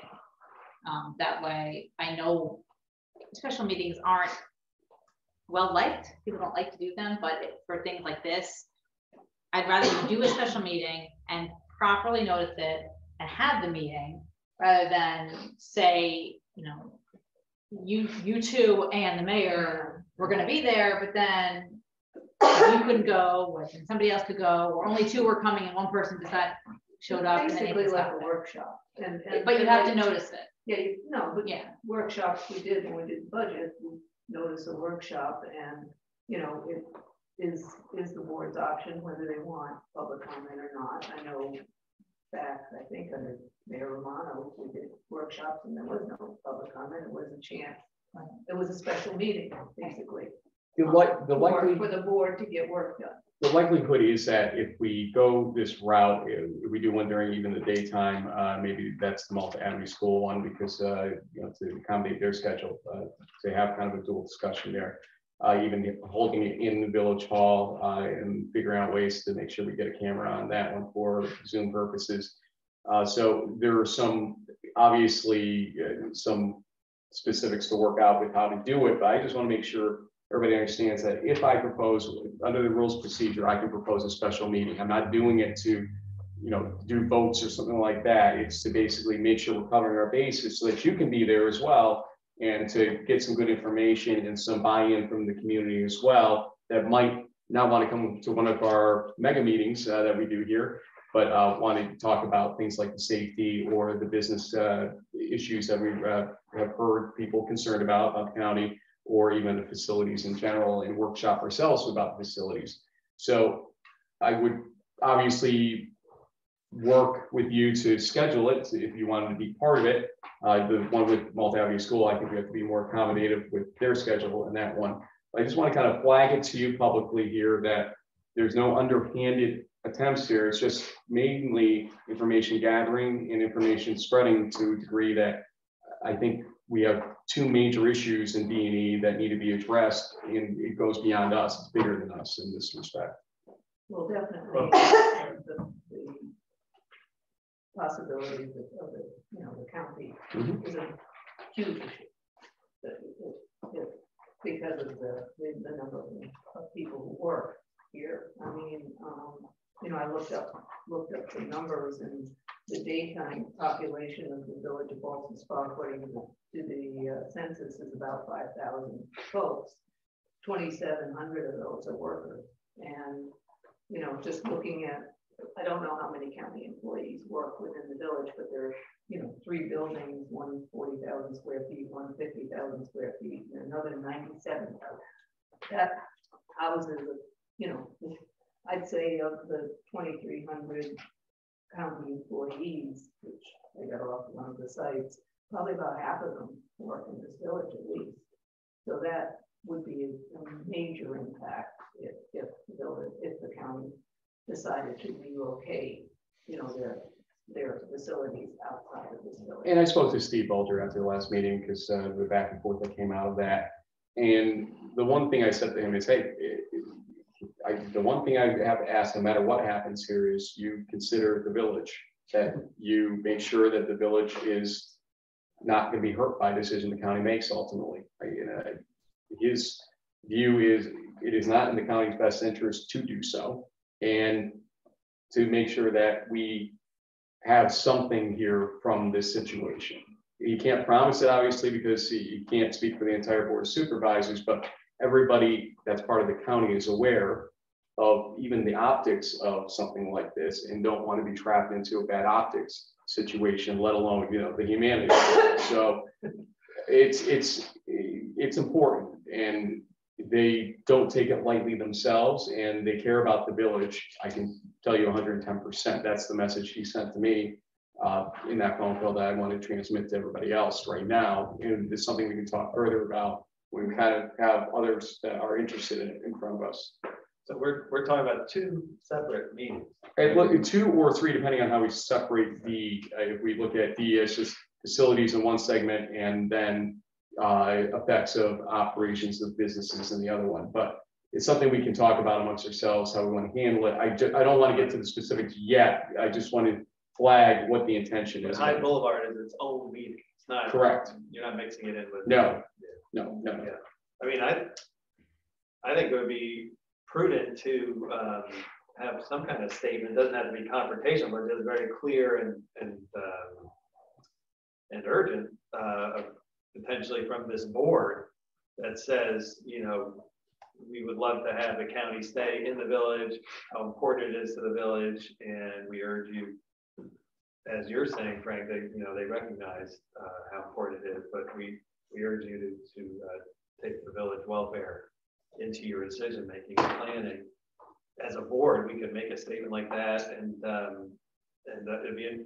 I would encourage organizations like VSBPA to also express itself about the importance of having a county presence in the village itself. One thing I'll tell you though, Ben, there's an interesting dichotomy that exists in this situation. If you understand how our sales tax equation is performed in this county, the village of Ballston Spa actually could gain sales tax through this happening because of the assessed value going into the total assessed value for the village for one part of it.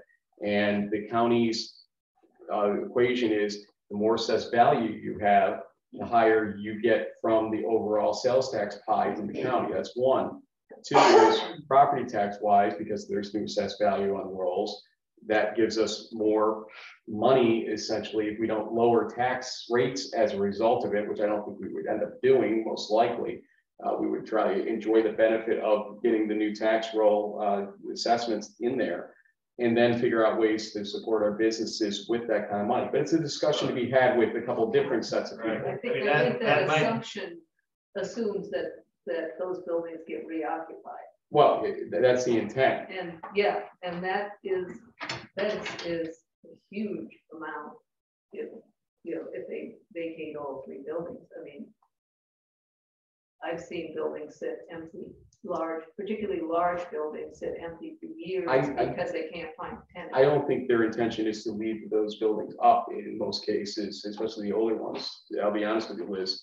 That's some of the things that have been tossed around. I remember back when that topic came up when we were discussing just the general what could happen here scenario. Well, I think we're kind of jumping ahead. Yeah. A lot of what we can, kind of what we are going to be doing should be informed by our residents and people in our community. So let's get these meetings going. That's what the discussion was in the first place about this. So I say move forward with it. Certainly let's figure it out and get it scheduled. Good. So the school one could be during the day, but we could do the other one in the evening. Possibly, yeah. We'll figure out logistics, move forward. But again, the idea here is build consensus to move forward with an idea like that and inform you why to move forward with an idea like that. Ben, take smoking one. New business, sorry. All right, let me do it. So something. You know, with the cannabis issue looming, it behooves us to take another look at our smoking law. Unfortunately, it doesn't always say in the E-code online when that was written, but it's my impression that it's pretty old and older than the New York State Clean Indoor Air Act, because it's not in compliance exactly. So I sent you a draft of something that came from the town of Carroll out in the west. It was I've been working with what's the organization? Adirondack Health has a smoking advocate or anti-smoking advocacy group funded by the state, and they're a resource for model legislation. They also provide free signage, no smoking signs, and consultation with that. So I sent you basically the town of Carroll's law put in the Village of Ballston as a draft. Since then, actually, Ray Otten at the Tree and Board, I asked them, what do you think about, and one of the key decisions is, do we want or not want smoking in public parks? Because that's not in our current zone or code right now. And he tipped me off that the state actually recently, the Senate and the Assembly passed a law at the New York State level, which will ban smoking in public parks. So that is, and it hasn't been signed by the governor yet, but I talked to Nikon about this, and typically she would sign it at the end of the calendar year. So if she signed it. Just to cover that, I talked to Adam Kramer over at Senator Tedisco's office, and he agreed that it was passed by, I'll read the text I got from him. Heimer actually already passed the Senate and it passed the Assembly. The Assembly now must send it to the governor for review and signing. Don't know when that will be. The governor usually requests similar bills in batches. So that's where it is. So, so the couple of decision points. One, the state law does not define smoking. Doesn't say whether it's tobacco or cannabis. I sent you an article that's where the reporter says it includes marijuana, but it's not there. So that's one thing we can think about. I put in an email to you guys and Carla. What is the proper procedure when a local municipal law is not, say, in compliance or up to date with state law? Do we have to change our local law? Do we ignore that? What do we do? What's the proper? Do we just amend it? So there's that. What? It actually depends on what the law is, because, for example, with your vehicle and traffic law, you can't have certain things in it that mimic state law. So it really does depend. But generally speaking, you amend your law or you repeal in entirety. Quite honestly, your law should just be repealed and redone. Okay. It talks about smoking in offices. Right. It talks about cars. It is not even. It's older, so I would just repeal it in its entirety at some point. But if the state is already doing it, then you don't need to. So if the state is already saying you can't smoke in public parks, then you don't need to put it into a law that you can't smoke in any of the parks. I can't see them not covering cannabis smoking. No, I think smoking, from what I've heard from cannabis, presentations, is included. included. Yeah, that's what I would assume too. So it sounds like the park law, we probably need to sit back and get an assessment from the attorney on to make sure that if and when the governor signs it, and it sounds, come on, if it passes both the Assembly and the Senate, they're just signing it. The Office of Cannabis Management states that the smoking of cannabis is prohibited anywhere smoking tobacco is prohibited. Okay, good. So now it's just a question of the offices, et cetera, other public land or public buildings situation. And I think that is when Carla gets time, something that she probably can assess what to do with it in light of any existing state laws about that, and whether repealing that, we have a fallback at the state level if we need to add more code at that point. So the law is written, so we see what it is. It's a question of whether it'll be signed or not. It'll be signed. Yeah, I'm sure. But so we know what so the things to think about are at the local level. Do we feel we need to define not just marijuana, but like e-cigarettes and other kinds of multiple products? The model laws do have definitions of what smoking entails, all the different products that are out there. And the other piece is the model local laws ban smoking on real property, but does not include roadways. So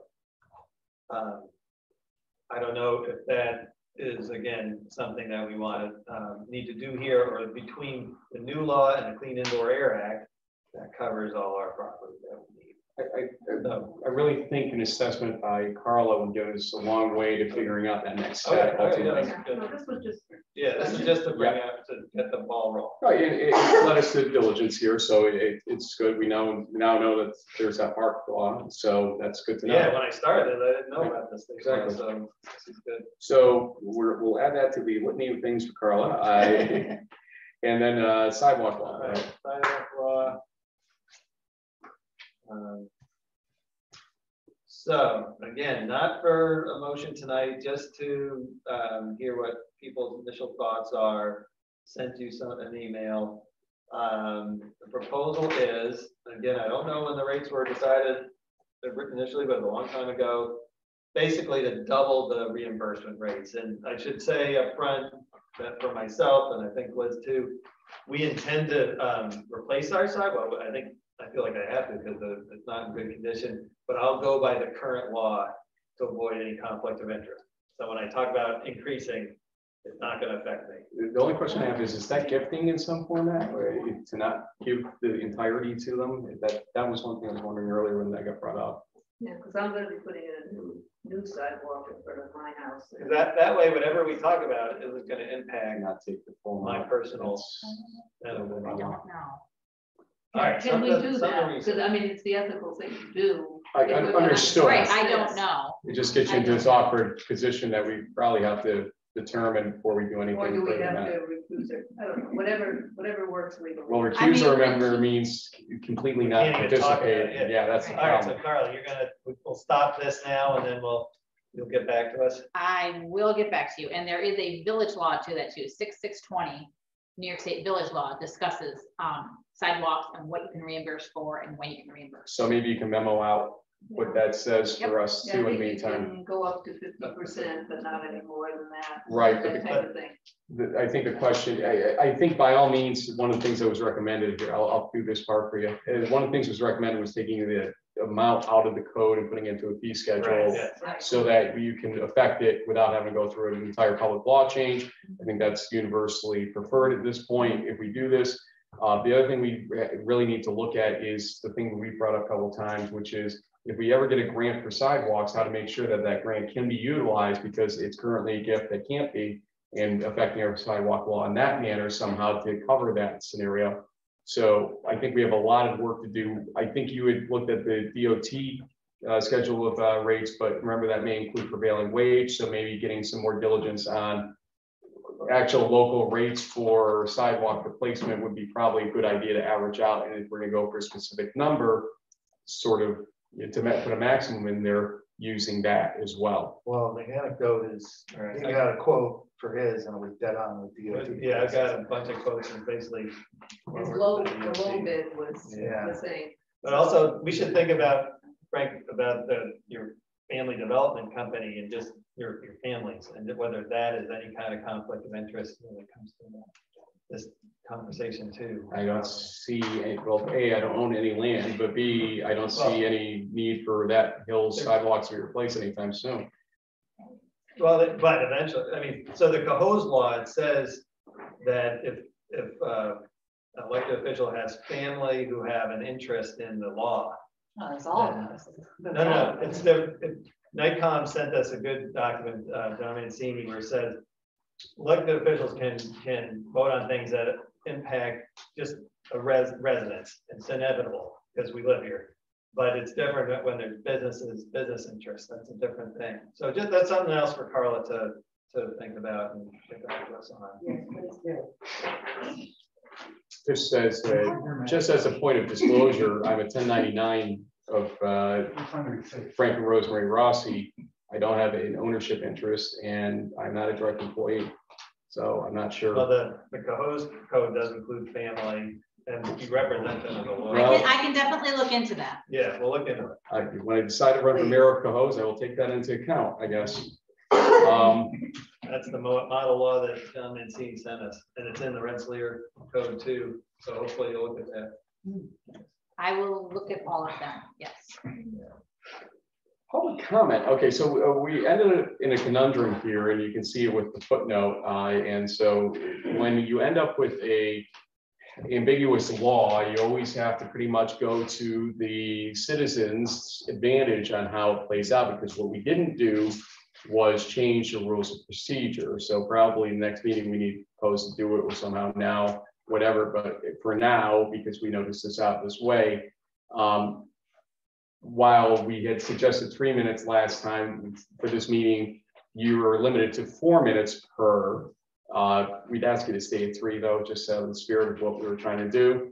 But yeah, on the flip side, the new rule had stated using public comment 1 as open for anything, and that would be to your benefit presumably. So that's why the footnote reads this way to say you can speak for up to 4 minutes on anything in either public comment 1 or public comment 2. Well, I'd like to talk about that. Just so what I'd like to hear from Carla, what needs to happen, and can we make a motion now to fix it? What needs to happen with respect to the public comment is you need to make a motion to amend your rules of procedure. And I think you and I had discussed it. Right. It was in a motion and then it was out of a motion or whatnot. No, I forgot to put this affects the rules of procedure. But right, it would, so you would have to amend the rules of procedure. So is that just a motion? We just make a motion Yes. now saying Well, I don't know if you want to make it right now, but yes, you would Well, make it. why wouldn't we? Because we already. Because you're Made taking this. it outside the main motion, so you end up with a 90-second conundrum. If you want to do a motion for it, put it, you can see, besides our street closure and bond anticipation note, we'll add one for amending rules of procedure, and then it can be discussed in the 4-minute first comment session right now. Just yeah. Yeah. Add the motion and Yeah. we'll go by the old rules. Luckily, we don't have a lot of. We're adding a motion this meeting or next? Adding it now, but in the main batch of motions so that it's covered in the right way, the easy way here. So having explained that, oversight, let's call it, the public comment related to anything, not just only agenda items, even though it says in number 10, we'll go to the footnote for how we're handling. Public comment for anything for up to 4 minutes, please keep it to 3. How's that, Lisa? Lisa Spinell, 106 Prospect Street. I just kind of want to go into all these, looking to, Mark, please. Thank you, we're adults. I want to go into the fact that here we are trying to make new code or amend code or do this or do that. And it's constant and it's sidewalks and now it's smoking and it's whatever. My question is, you put all these things in the code. They're not enforced now. Why would they be enforced after it happens? And when they are enforced, it's pick and choose. Which side or which family or who gets what or who gets where. what is the point of keep doing this when it's not enforced? And it's not enforced straight across the board. That's where I'm at with this. We're all adults. We're trying to be anyway. And be kind. We have too much going on in this world right now. If we all do the right thing, be nice to each other, you don't need all these rules.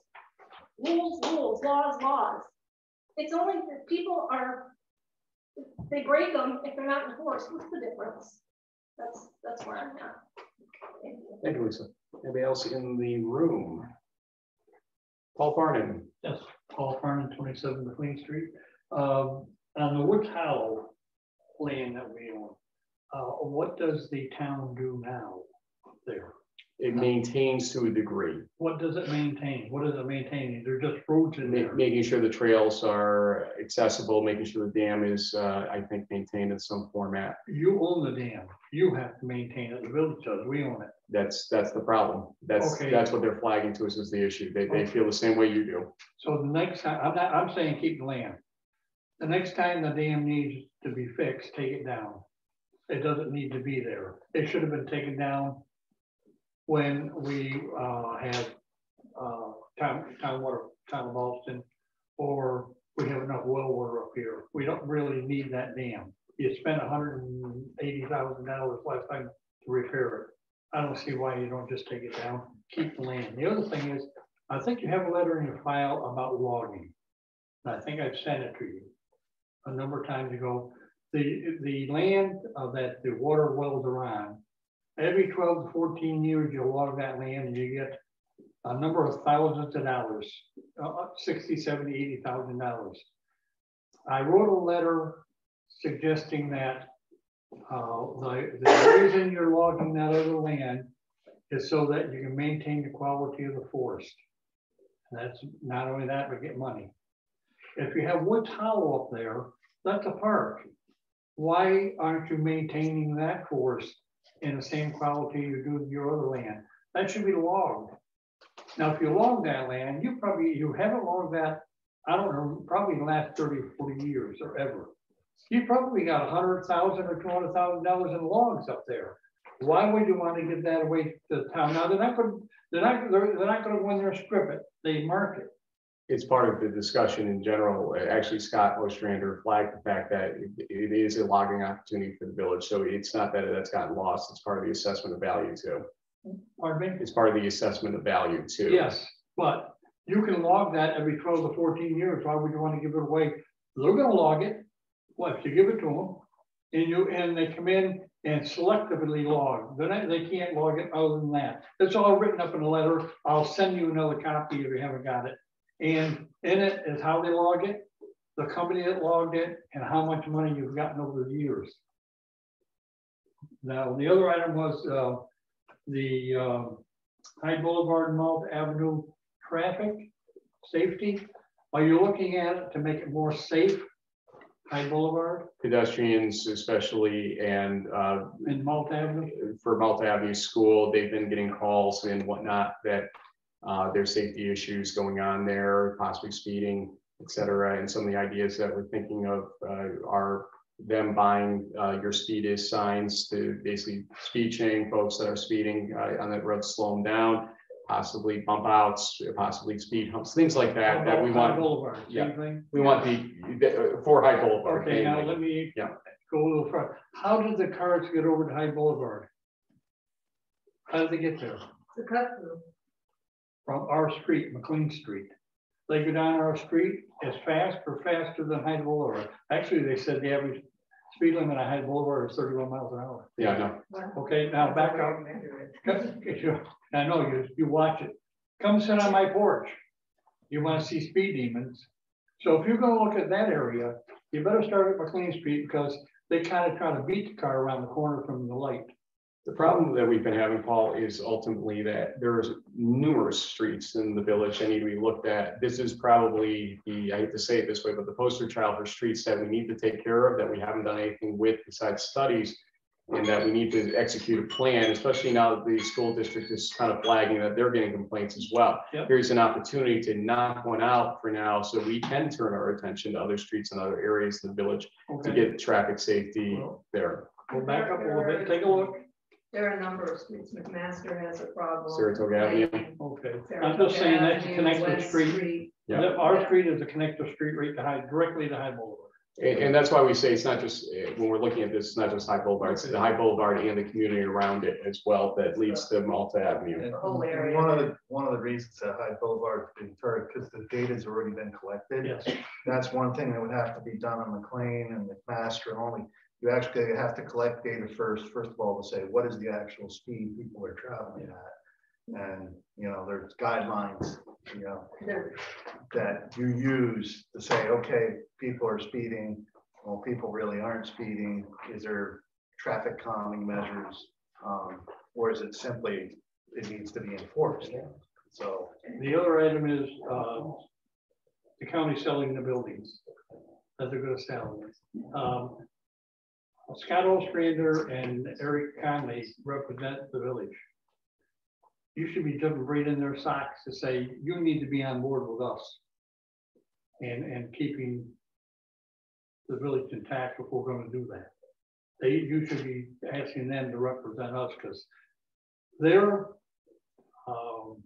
they represent their towns first, then they represent the county. So they should be representing us. Should be really jumping on them to say, hey, you better help us. Also, since we're landlocked, and so is all the other villages, the villages tend to get poorer and poorer and poorer because of the sales tax, the way it's distributed, because the towns can grow and we can't.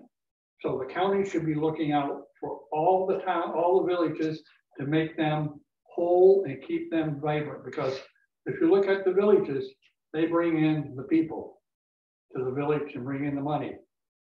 Towns don't bring in it. Where's the county bringing in anything? They just take your roads. The people that are in these villages, they got to be kept whole. The villages got to be kept whole by the county, and they should be looking out for us. You're right, as we're at the formula. Well, we don't even get representation at the county level. I will say again, Scott and I, he early on flagged this as a possibility. And you know, I think that the town of Milton is looking at it as that, just that, because hey, it's in everybody's best interest to, especially in Milton, because it's a larger chunk of the village, essentially make sure the village is not going to fail in this situation. The town of Ballston, haven't talked to Eric about it, to be honest, he hasn't reached out about it, so I'm not sure where his stance is. We could ask him. Thank you for your comments. Peter. Yeah, Pete Martin, 20 Chesterwood Court. Sean, are they gonna look at Chesterwood Street for all the bumps there? Are they gonna, you know, that you drive over it? That hasn't. Oh yeah, I'm well aware of that. That's just a question going there. If you could tell them, look at, because it's getting worse and worse. Yeah, and they were really bad this winter, and they kind of got back a little bit. Right, we knew that would happen, but yeah, what they're working on right now is far beyond. Okay, those, that's fine. That's fine. Ben, I just a quick question for you. Did you ask the comprehensive plan or tell their board that you weren't going to rubber stamp their final draft? Did you say that to them? No, did you? I never said anything to them. No, you didn't, right? So you seem to me like you're angered or upset about what we're doing on the ethics committee. To me, you seem like you're upset, and there's no reason to be. We have 3 Democrats now, we have 4 Republicans, right? We're all working together. Everybody's agreed 100% and everything. At the next meeting, if there's something we don't agree on, I'll ask Julie to make a note in there that we didn't all agree on it, then you can look at it. Now, Troy and Cohoes, they're 2 separate ones, correct? Renslayer. Okay, excuse me? Renslayer. They're both based on the. But they're separate though, correct? Yeah. They're separate. So the last meeting, I only heard about Troy. I looked that up. I looked all over everything. I didn't hear anything about Cohoes. So I looked over the Troy one. But you have to give us a chance to finish. There's no reason to get upset. This is going to govern everybody up there. So by you saying that you're not going to rubber stamp it, and you might make it, just give us a chance. We're all working together. I don't think you're going to see an issue at all. I really don't. I appreciate your comment. Sorry, I probably sound a little defensive because Yes. it's been said that we should be hands off and not have anything to do with the ethics, both by people here and also in the audience. And I'm not comfortable being completely hands off with legislation when it's our responsibility to pass legislation. So I just wanted to make sure it's clear, but sorry if I sounded upset or defensive. I do appreciate what you're doing, and I don't expect what you're doing to be like crazy. No, So. it's a really, really good group of people. It really is. And they've already put something in there that I didn't say a word I was shocked about. And you'll see it when it comes through, but it makes sense what they're saying. It was both put through by the Democrats. They're the ones who brought it up. So it's really important that you look before you get upset at what we're doing. I think you'd be very surprised at it. And like I said, it's governing everybody up there. So we are really thinking through this pretty thoroughly.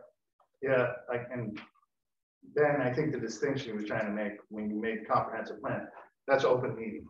It's open to the public. The ethics is not. Yeah, well, I don't know why it wasn't open. I mean, they could sit there like here and not say anything until at the end. So I think that'd be appropriate. Yeah, but it wasn't me. At the end It of the day, wasn't. we're gonna be the final ones to look at it. There is gonna Right. be public comments, so let them do their job and have the time and space to discuss the code. And I'm sure we will see something that hopefully we'll all be very satisfied that, you know, takes us so much further than where we are currently. We just remind Zoom, if anybody out in the Zoom land has a comment, put your hand up now because we're running out of comments in the room. So this is your opportunity to put your hand up. In the meantime, Bob Bush, I see in the back. Bob Bush, anyone church Ed. Spoken while you guys mentioned cannabis and cigarettes. But you guys are failing on vaping because you can do the cannabis and the vape as well. And I don't know about you guys, but I don't like that crap being blown on my face just like anyone else. Carla actually whispered something to me. I'll let her say out loud when that actually got brought up between us a second ago. Yeah. I drafted a law for the Village of Corinth back in 2016, which identifies all of this. And it does include vaping, e-cigarettes, all of that stuff. So I think that's going to be incorporated in this. I believe that's part of what you want to do. Anyway. Well, that's the Yeah. question. It's not in the state law. They don't define smoking.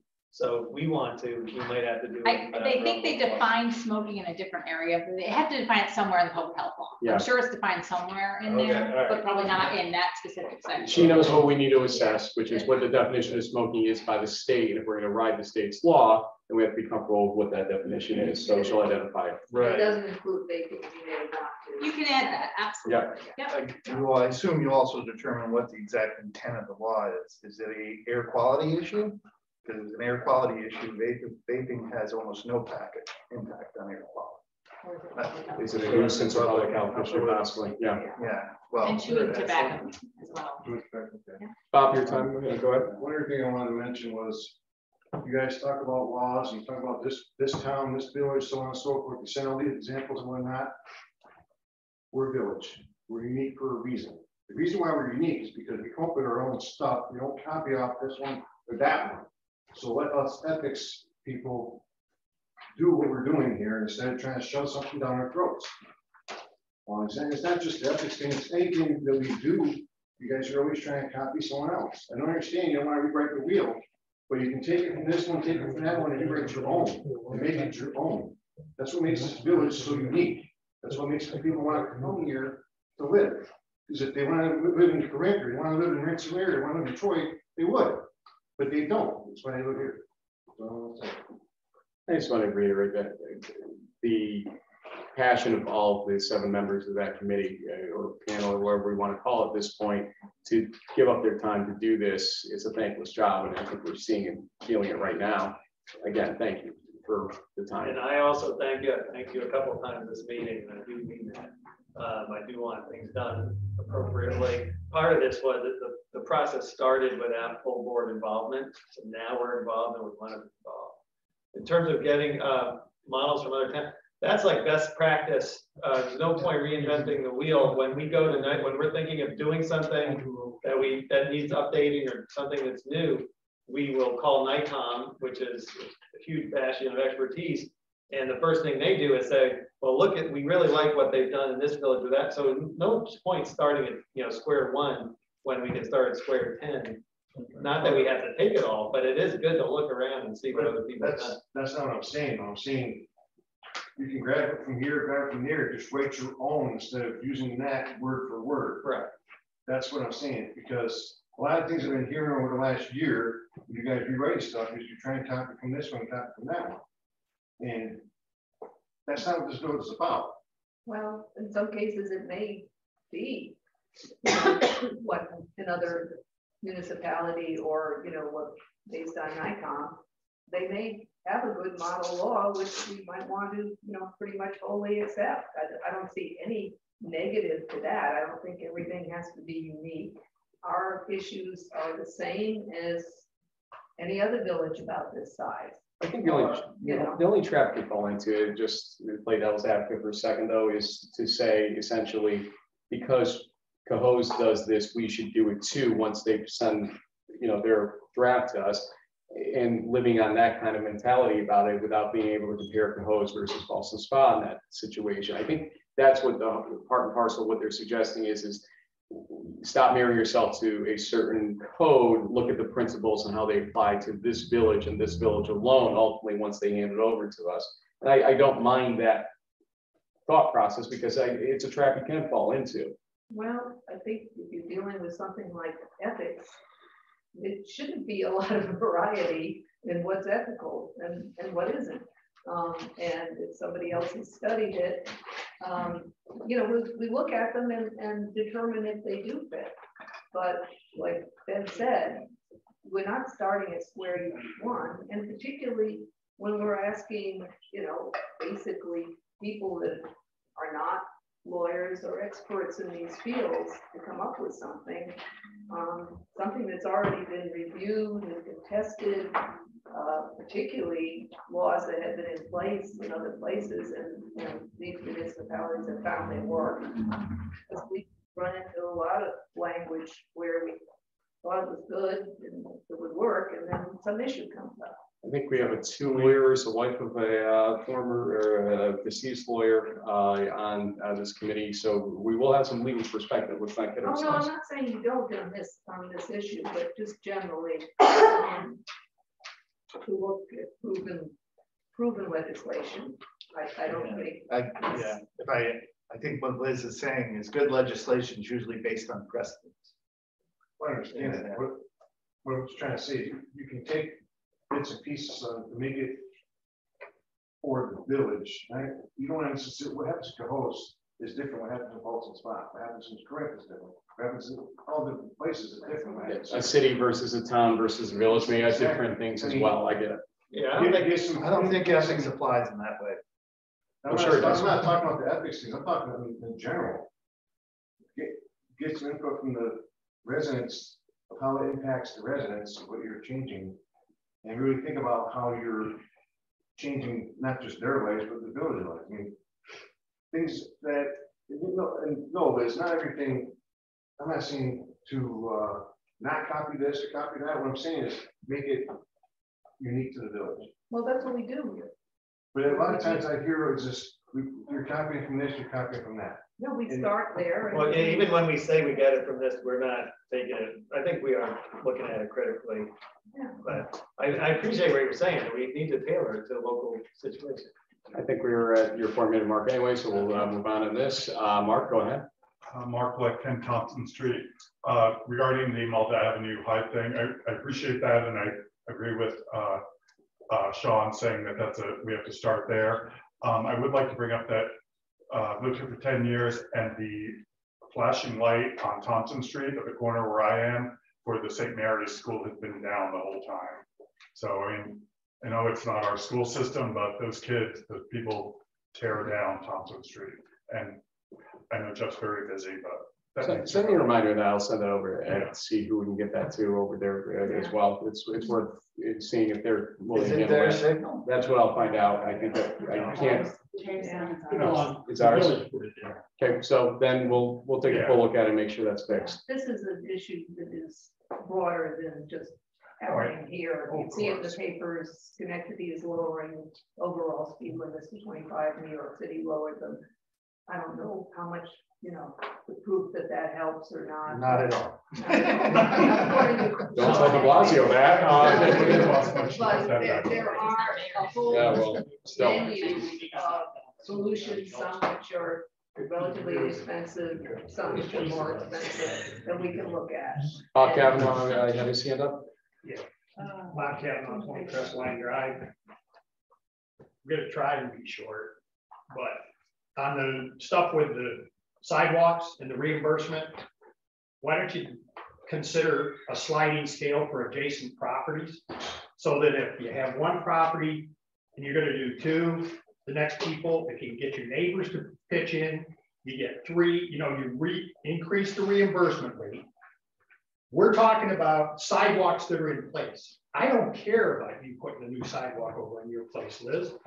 It's over there on Hyde Boulevard. We're talking about the gut of the village where we have all of our tourists and our people coming to spend time in the village. Make those sidewalks safe. And if you can get one person to get their neighbors to get their neighbors, we don't get one patch of sidewalk. We get a whole strip of sidewalk. And for the people on Milton Avenue, their pitched sidewalks are courtesy of the state of New York. Because when they redid the highway, they're the ones who put in the trees. And then the state of New York doesn't take care of their bridge anymore or anything else. All of that stuff is going on. So take care of it with a sliding scale and let the residents make their choices. You know, they'll do a good job of it. For the other stuff about the speeds and all this other stuff, I'm part of the enforcement for stuff in this village. We can't get it done. I've been to court with Carla.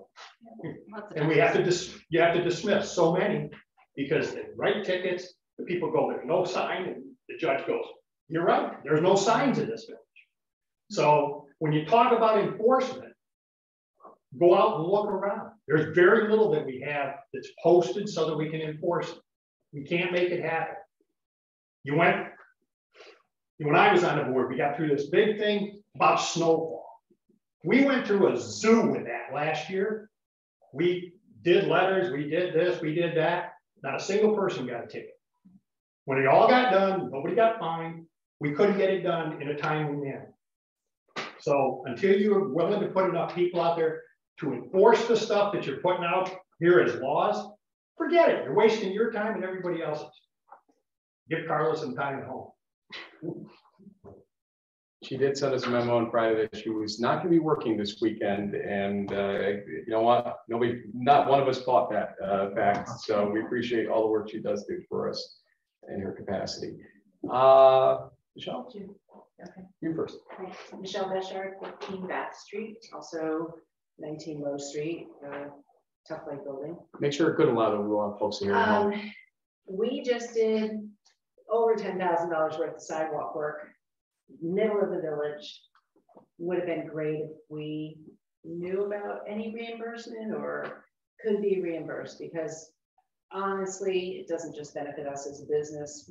It was a huge improvement for the village.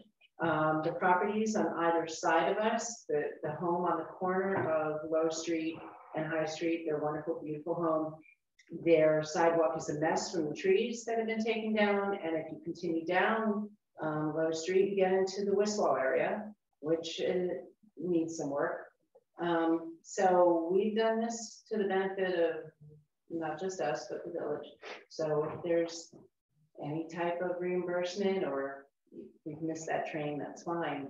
I don't think you missed the train. No, that'd be great. You've got two separate issues, obviously, that we've discussed. You sent a letter, or Carla, that the sidewalk that we basically got them to agree to, let us go under. We never replaced with what they felt was sufficient to the prior state of the sidewalk. And we're taking a look at that from a legal point of view. I'll disclose because you're here.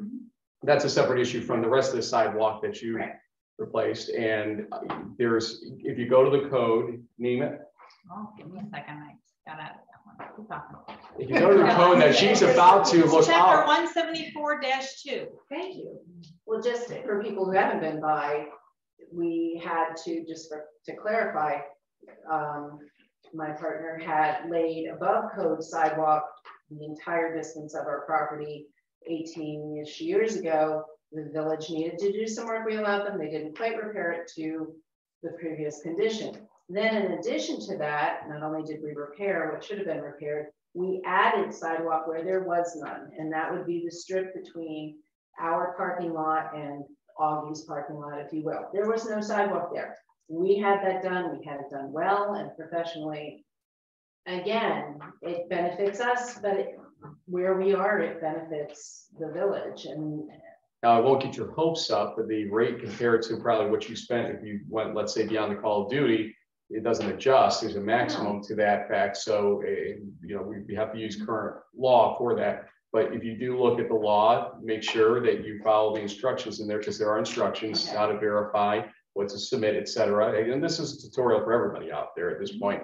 It is in our best interest as a village to have folks replace their sidewalks, you know, to do what they can to make them grade A as much as they can. So please look at the law, realize it is to your benefit to do it yourself instead of having the village come out and do it for you. I will contact Carla to get that code, whatever it is that I might need to. Do you have her email? Option of reimbursement for. I do, in fact, yeah. So one other part is, if I have one more person, whether it's a customer or even one of our friends who are local, who say, oh my gosh, the village did that for you, we're gonna put up a sign saying, no, we paid for this ourselves. Thank you for doing that. Because we did. So I think the clerk can, right? We'll work with her on it. You know, again, it behooves us to cooperate in these situations however we can. And so we're going to make sure it's done right. I think one of the impacts of us talking about sidewalks is more people are replacing them. I know, you know, our plans are to do ours probably this fall and with a lot next door, but I've also talked to our neighbors who said they're thinking of also putting in, so they could end up being, you know, a good part of High Boulevard, at least on one side with a sidewalk. Go ahead, Michelle. one last moment, it was more of a business. If I were a resident and needed to do this, that would be prohibited. So we were fortunate in that this is part of our business that, you know, we can look at it that way, that if I owned a home that needed all new sidewalks, like our neighbor to the south, who currently needs to replace all those ones that were jacked up by the trees, I don't know that that would be my needs. Gina. Gina Morosi, 10 Old Glory Lane. Ben, just to put your mind at ease and probably to straighten something out, Mayor does not run Mohican Hill Apartments. I do. If you have questions about Mohican Hill, please feel free to talk to me. Number one, all that sidewalk we put in all the way down Fairgrounds, down to the museum. We didn't send a bill for one dime to the village. We've repaired and replaced parts of that sidewalk numerous times. Never asked for a dime from the village. So just wanted to put your mind at ease that we're not trying to beat the village for anything. We have somebody on Zoom, I believe. We do. I don't have a name, so I will allow them to talk. You ready to cut it off in case? Yeah. Did you have to unmute? There you go. Can you hear us?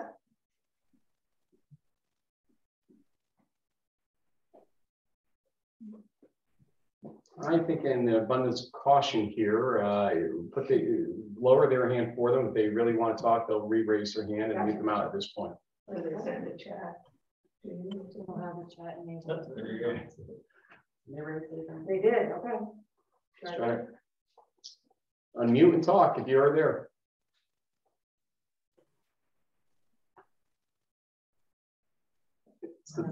It's the talking part that's having an issue because you're unmuted. So who done it right now? Hello? Yes. My name is Foreman Phillips. I live at 101 Hyde Boulevard. Hi, Foreman. I'm calling to augment comments about the farmers market that I was also at this past Saturday and that I have visited every weekend since moving to the village 14 years ago. I think it's a real treat to talk to the people who raise the food that I eat. I was also at the farmers market a year ago this time. Elizabeth Cormos and her retinue were there to announce moving the market to The Brookside Museum front lawn, a terrible place. She had her picture taken. She had a retinue with her the size of a congressman. It was a big deal. I don't know if it was her idea or if it was the idea of the board. And it was a terrible idea. The market almost died. I spoke on Saturday with Ellen Matola, who was one of the people who brought it back. I also spoke with Marie Matthews, a farmer who sells produce there every Saturday and was doing well again. They said the business was up 400% or fourfold since they moved back to Wiswell Park, the center of the village and where it should be. I want to give them credit. I think the board should too. If the board was involved in this terrible decision to move the market to the end of Front Street to the museum, or if it was Liz Cormos's idea, both should admit they made a big mistake. Fortunately, the village has some active volunteers who work hard to repair it. Thank you. Thank you, Warren. I guess I should address this since it's being brought up numerous times. The idea to move the farmers market has actually been discussed for years at the SBPA. The original idea originated from Pete Champagne and Ray Otten, and their desire to rebuild Wiswell Park. And they, got Pete Benfree, who was a landscape architect, to do concept sketches of it, which did not include room for the farmers market. Was presented to BSBPA early in the year when they needed to make the decision. They were all on board with moving if they thought it would help Brookside, which was recovering. The concerts down there. So it's not, unfortunately, I was a messenger. I went along with it. There was some arguments as to why farmers market shouldn't be.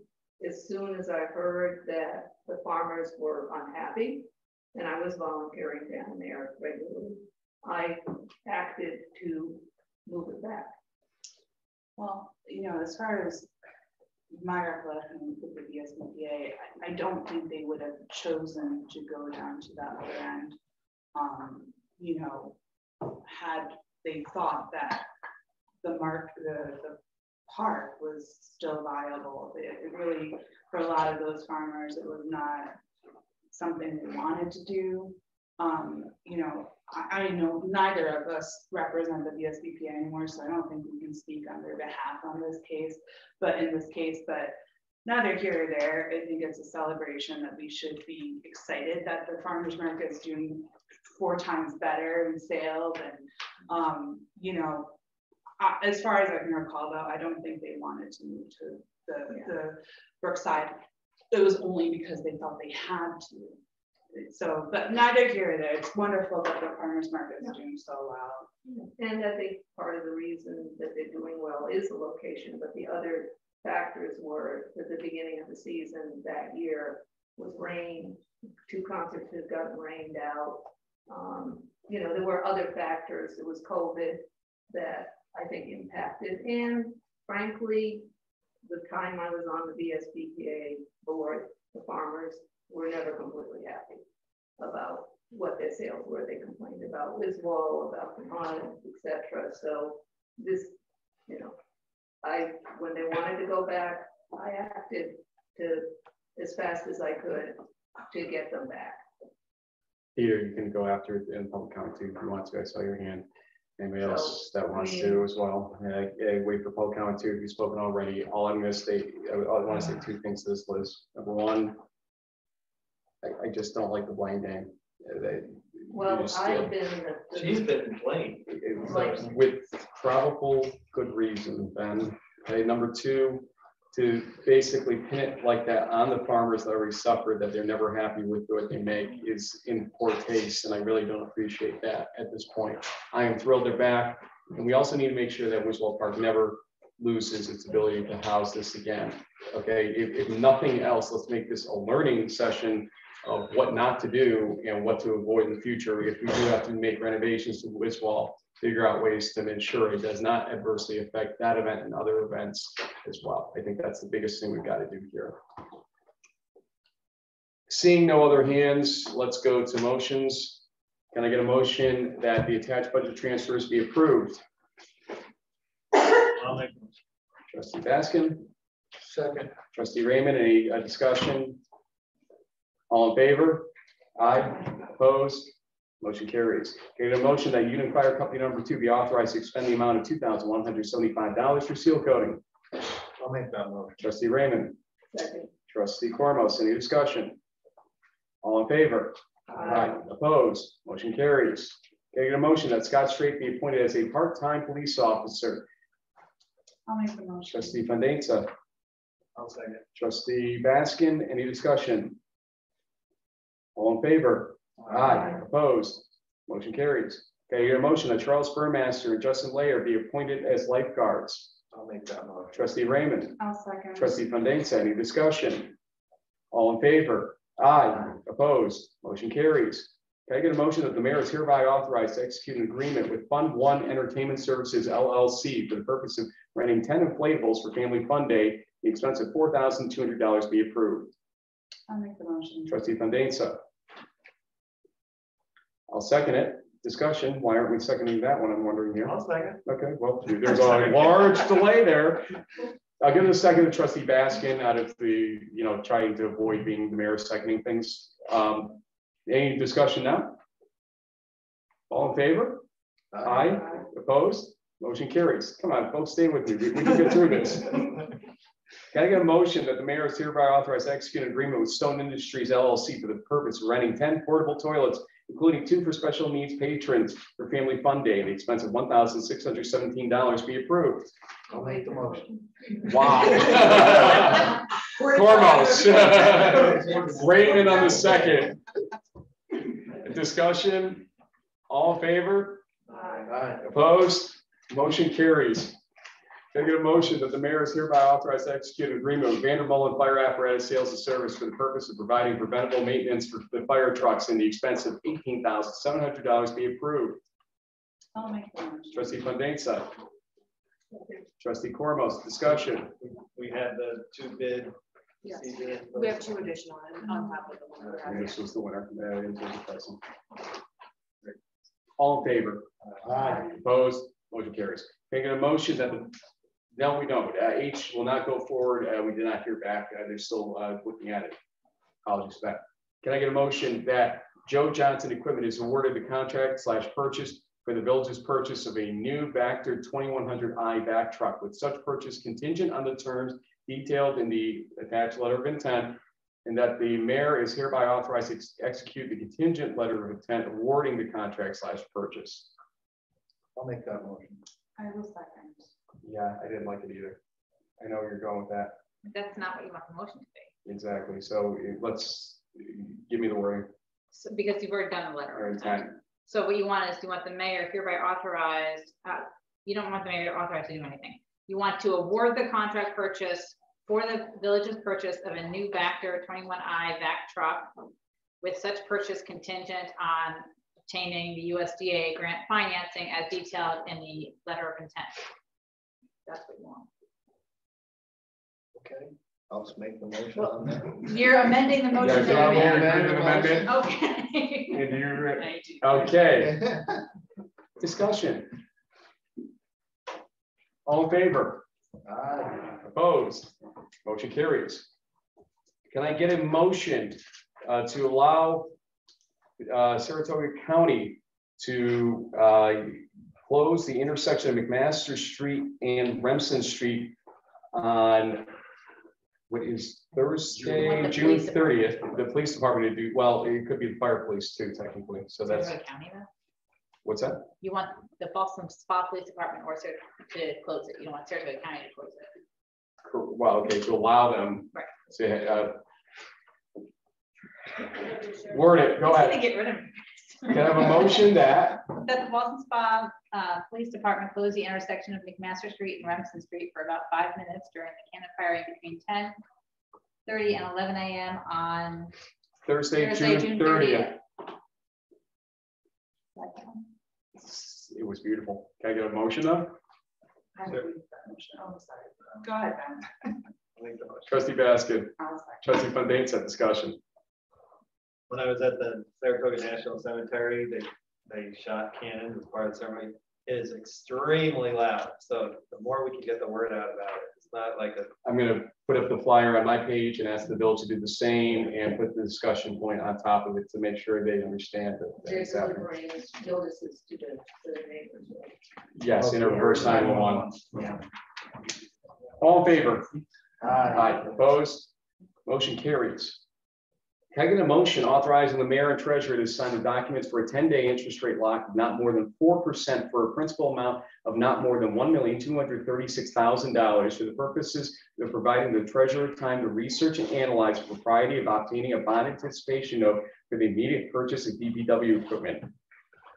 I'll make that one. Trustee Raymond. Second. Trustee Cormos, discussion. All in favor? Aye. Opposed? Motion carries. Can I get a motion to amend the rules of procedure consistent with the motion approved at the June 13th, 2022 Board of Trustees meeting related to public comment sessions for the Board of Trustees meetings? I'll make the motion. Trustee Baskin. I'll second. Trustee Fontaine, any discussion? All in favor? Aye. Opposed? Motion carries. Out of respect, we'll keep 4 minutes tonight, but from here on out, it's 3 minutes. That's, I think we're in a position here to probably roll anyway. That's it for motions, I believe. Back to public comment, number 2. No other business, correct? Peter. Department Finance report. Trustee Cormos, just to be clear, you're saying it was Pete Champagne and Ray Otten's idea to move the farmer's market out of Wiggle Park? Yes. Yes, okay, thanks. It was their. No, that's fine, thank you. Okay, thank you. And, you know, I take responsibility for not ensuring that. No, that wasn't the question I asked you. No, but I You're just want to saying say. Pete Champagne and Ray Otten were responsible for moving the farmer's market? No, they weren't out of- responsible. They No, no, no, that's what you said, and I just asked you, and you said yes. responsible for. No, no, that's, I just asked you. Peter, let's let her answer at least. Okay? They didn't move it. They wanted the Who's their farmer's idea? market out of Wiswall. And they brought in the landscape architect who drew the plan without the farmer's market plan. And that plan was presented to the board, and the board wanted to get feedback from it. And where I take responsibility is not making sure that the communication got through to the farmers. Okay, so let me reword this. You're saying Pete Champagne and Ray Otten, they wanted to move it out of Wiswall Park. You're saying the two of them wanted the farmer's market not to be in Wiswall Park. Is that what you're saying? Yeah. Okay, thank you. Next. Anybody on Zoom? Yes, I'm sorry, Don. Yep, go right, and identify yourself for the record, please. Don Martin, 20 Chesapeake Court. I actually want to commend the board. I know you all work very, very hard. I appreciate the tone of voice everybody used tonight. It was pleasant. It was very well done, respectful to one another. I hope this continues. And I also appreciate the liaison reports that, I could be wrong, but many meetings that I attended, there were new liaison reports, and they're consistent now. Everybody is reporting on their liaisons. So I thank you all. Anybody else? Yeah, I just wanted to, Gina Morosi, 10 Old Glory Lane. I know you guys think we're wacky, Dave. And I just wanted to explain that this is actually one of the crafts that will be happening at the Family Fun Day, sponsored by Curtis Lumber. So that's why we brought these to show. Doubleday Woods residents are helping us put these together. And also just wanted to let you know that the plans are in full swing. We have a great committee, and I'll tell you what, the more that it gets out there, the more groups that want to participate. It's just incredible. It's just blowing up, and it's going to be amazing. So I just wanted to let you know that we're not total freaks. That's a whole nother story. Not total, I said. Board comments, questions, concerns? Executive session ain't needed. Can I get a motion that the vouchers number 21-01728 and 22-01688 to 22-02247 and 23-00011 to 23-00138 be audited. The meeting be adjourned at 9:29 p.m. Can I get that motion? I will make that. Trustee Raymond, Trustee Basket, the hell of the discussion. All in favor? Aye. Opposed? 9:29 it is. I can't believe you broke 3 hours. Yes.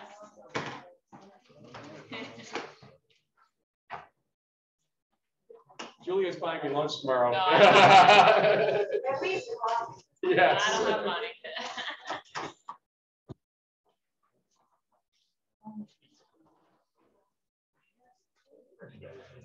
Thank you.